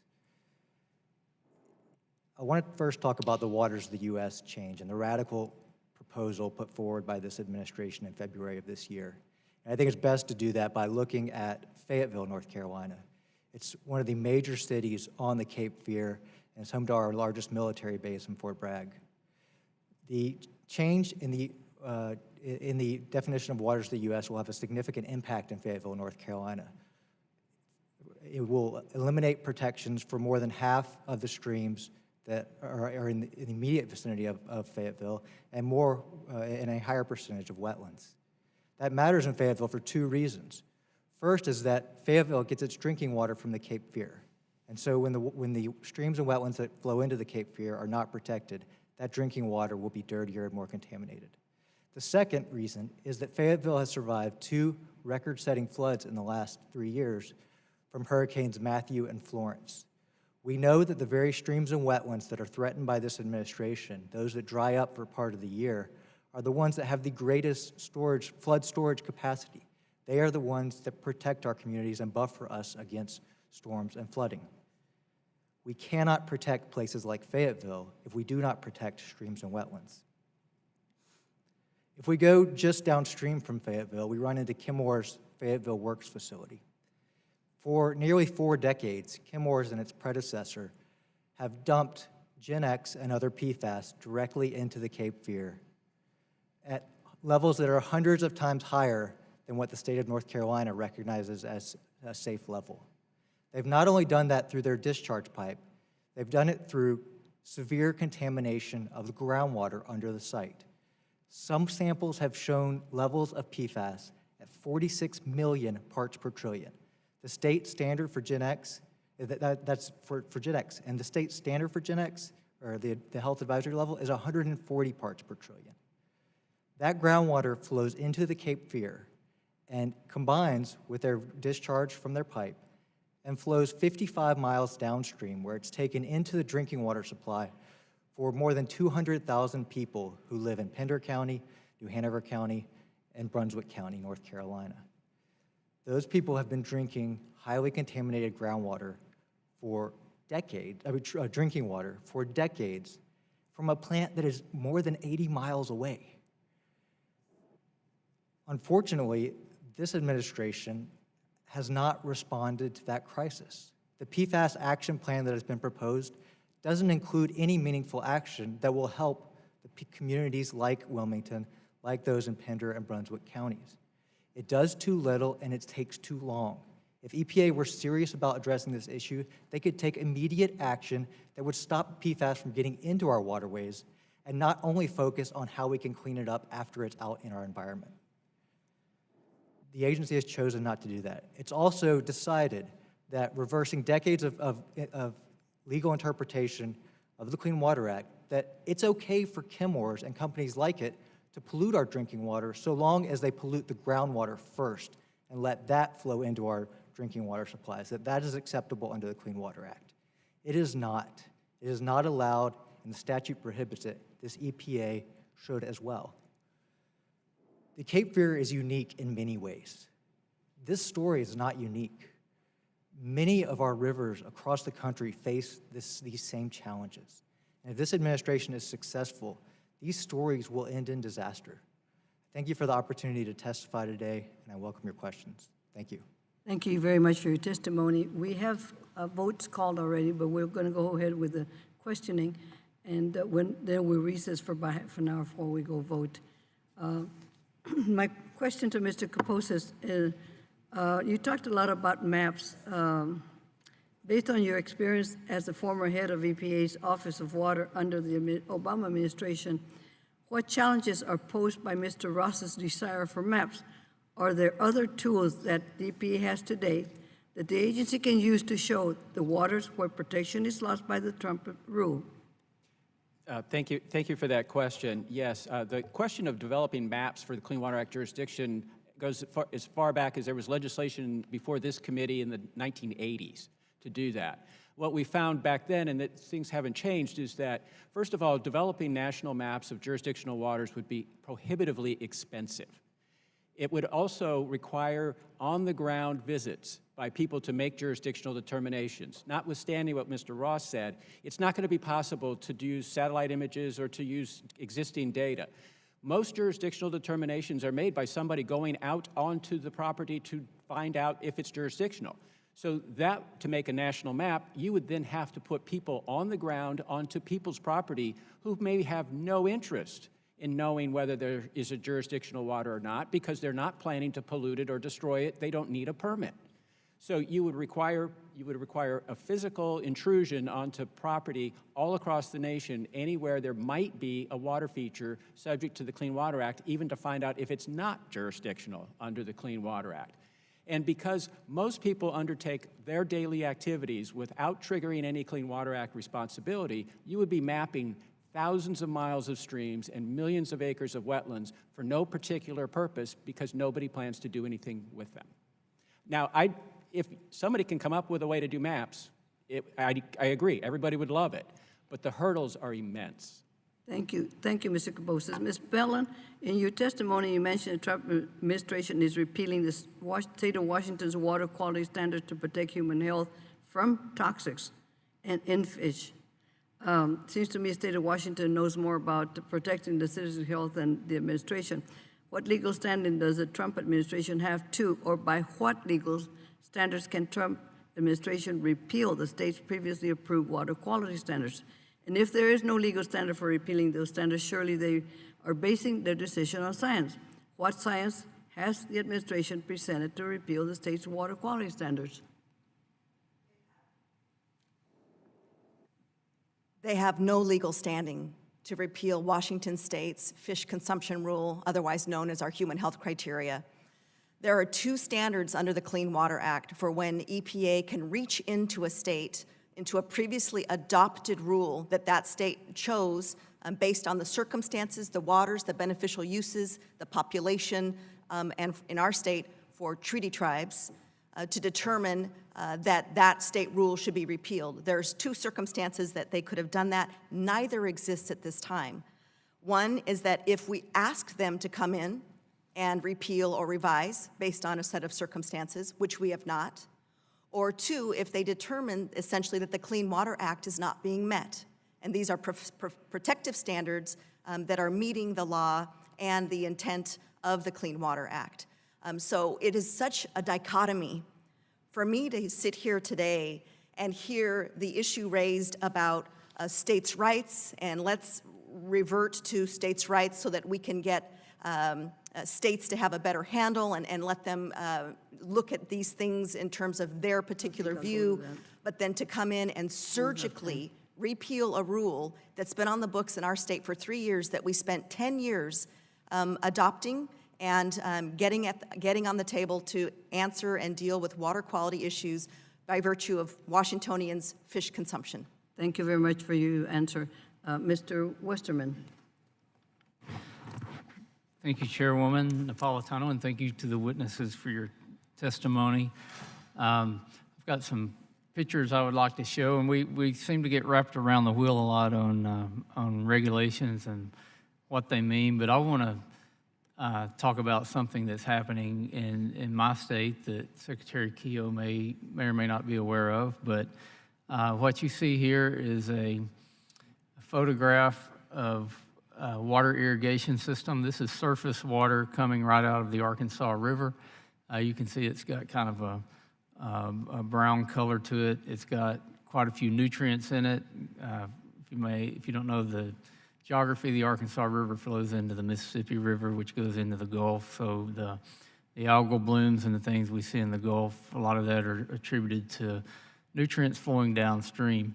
And I wanted to show this because this shows what the private sector is doing, how they're usually way ahead of us.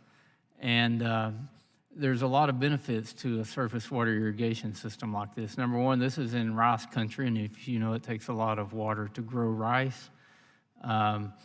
And for years, we've pumped water out of the Sparta aquifer to flood those rice fields, also to do other row crop irrigation.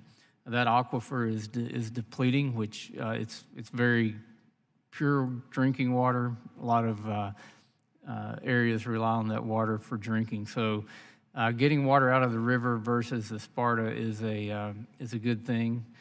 Also, if we could do something to clean this water up, which you see in this picture is the same water, it's just been through this irrigation district. And simply what they do is they use the water over and over. They capture the tailwater off of one crop, they pump it back into the reservoir, they move it down and irrigate another crop. The success story of this is it's also been able to cut the irrigation cost in half for farmers who are in this water irrigation district. It doesn't require Sparta water, and it's obviously removing sediments and nutrients out of the water.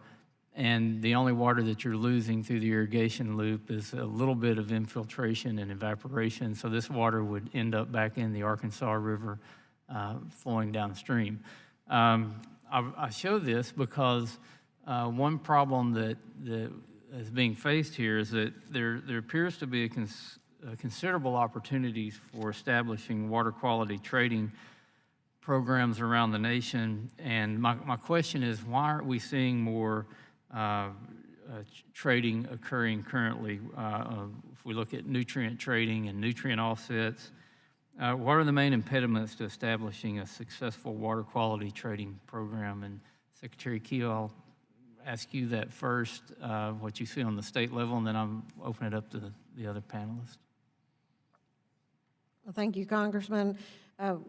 Arkansas is committed and has formed a nutrient trading rulemaking committee now through the Pollution Control and Ecology Commission to advance nutrient trading, as you speak to, understanding that that has true benefits potentially for nutrient management, both to deal with the Arkansas-Oklahoma issue I've mentioned in testimony, but also as we look at the Gulf hypoxic zone. So we look forward to those advancing. I think the barriers at this point have been somewhat at the federal level, and I know that this administration has spent and recently reissued a direction to the states on how to implement a watershed management system that could invoke or encompass a trading regime. So we look forward to working with EPA on that. We believe in today's world, our ag community as well as our industry understands that a strong economy for them relies on effective and strong environment. And likewise, we believe that effective, strong environment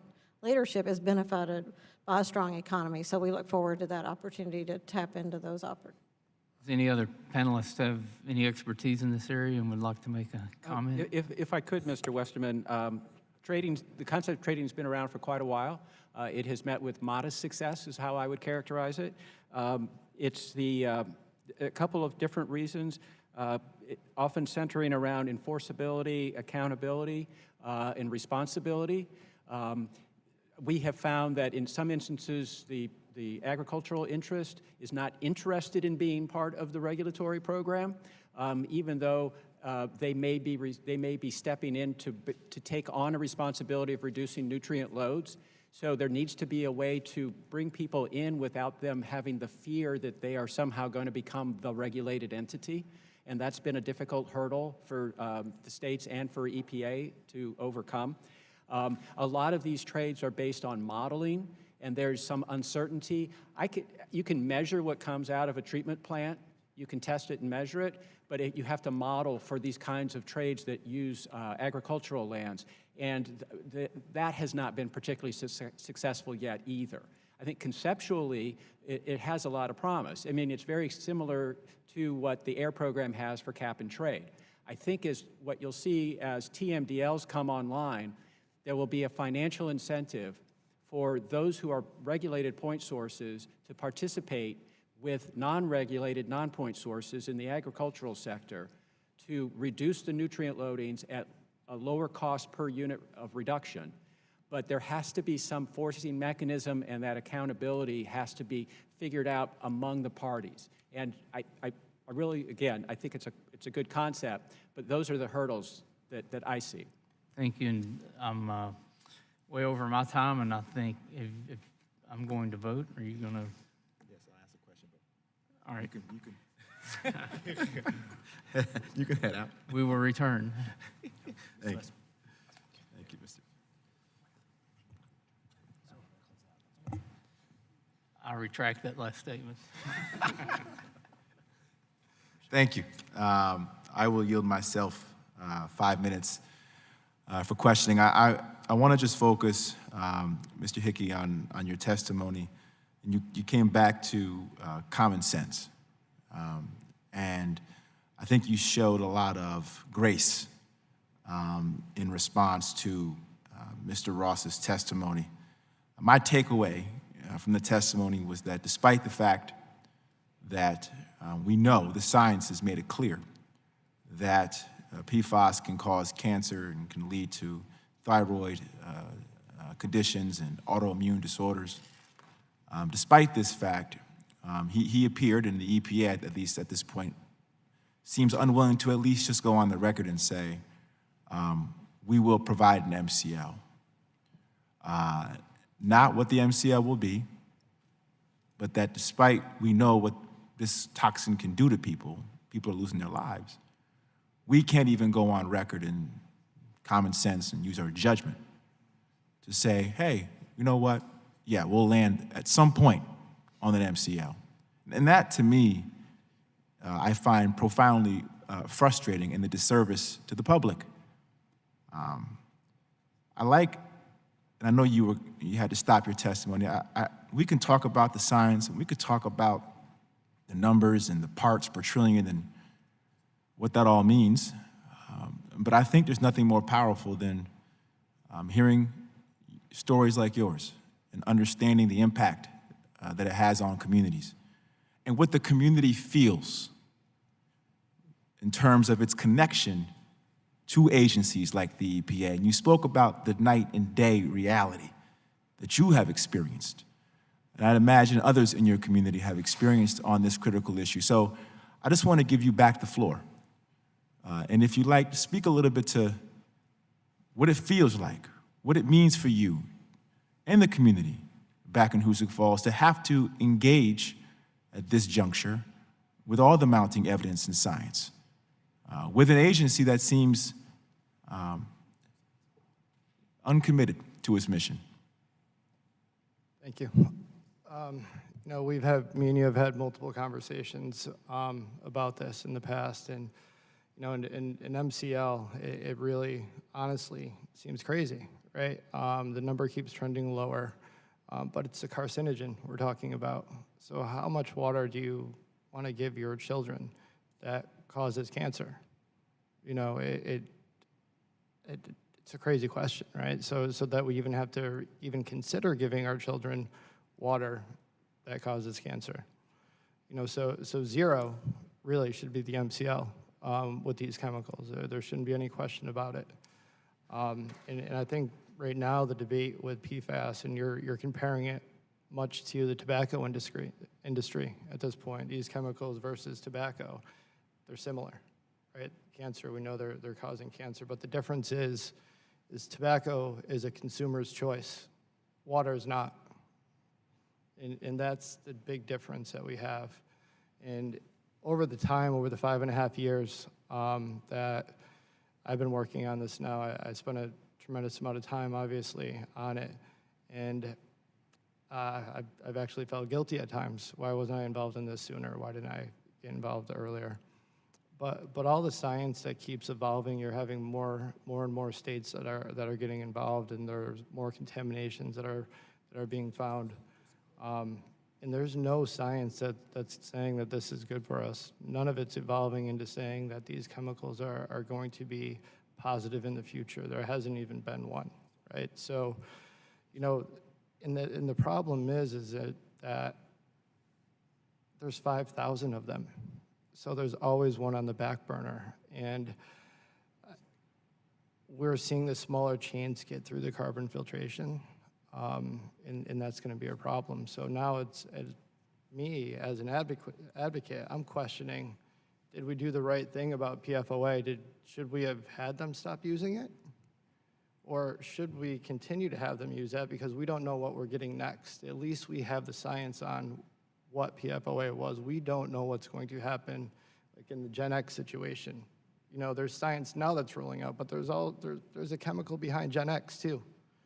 So we have these years and years, and we're going to continue to fall behind with the next chemical. So you're making the deal with the devil, I guess, right? Like you have to choose one or the other, because these products these chemicals are in everything that we use. We're never going to be able to completely eliminate them. We need to figure out how to stop them from getting into the air, getting into the ground.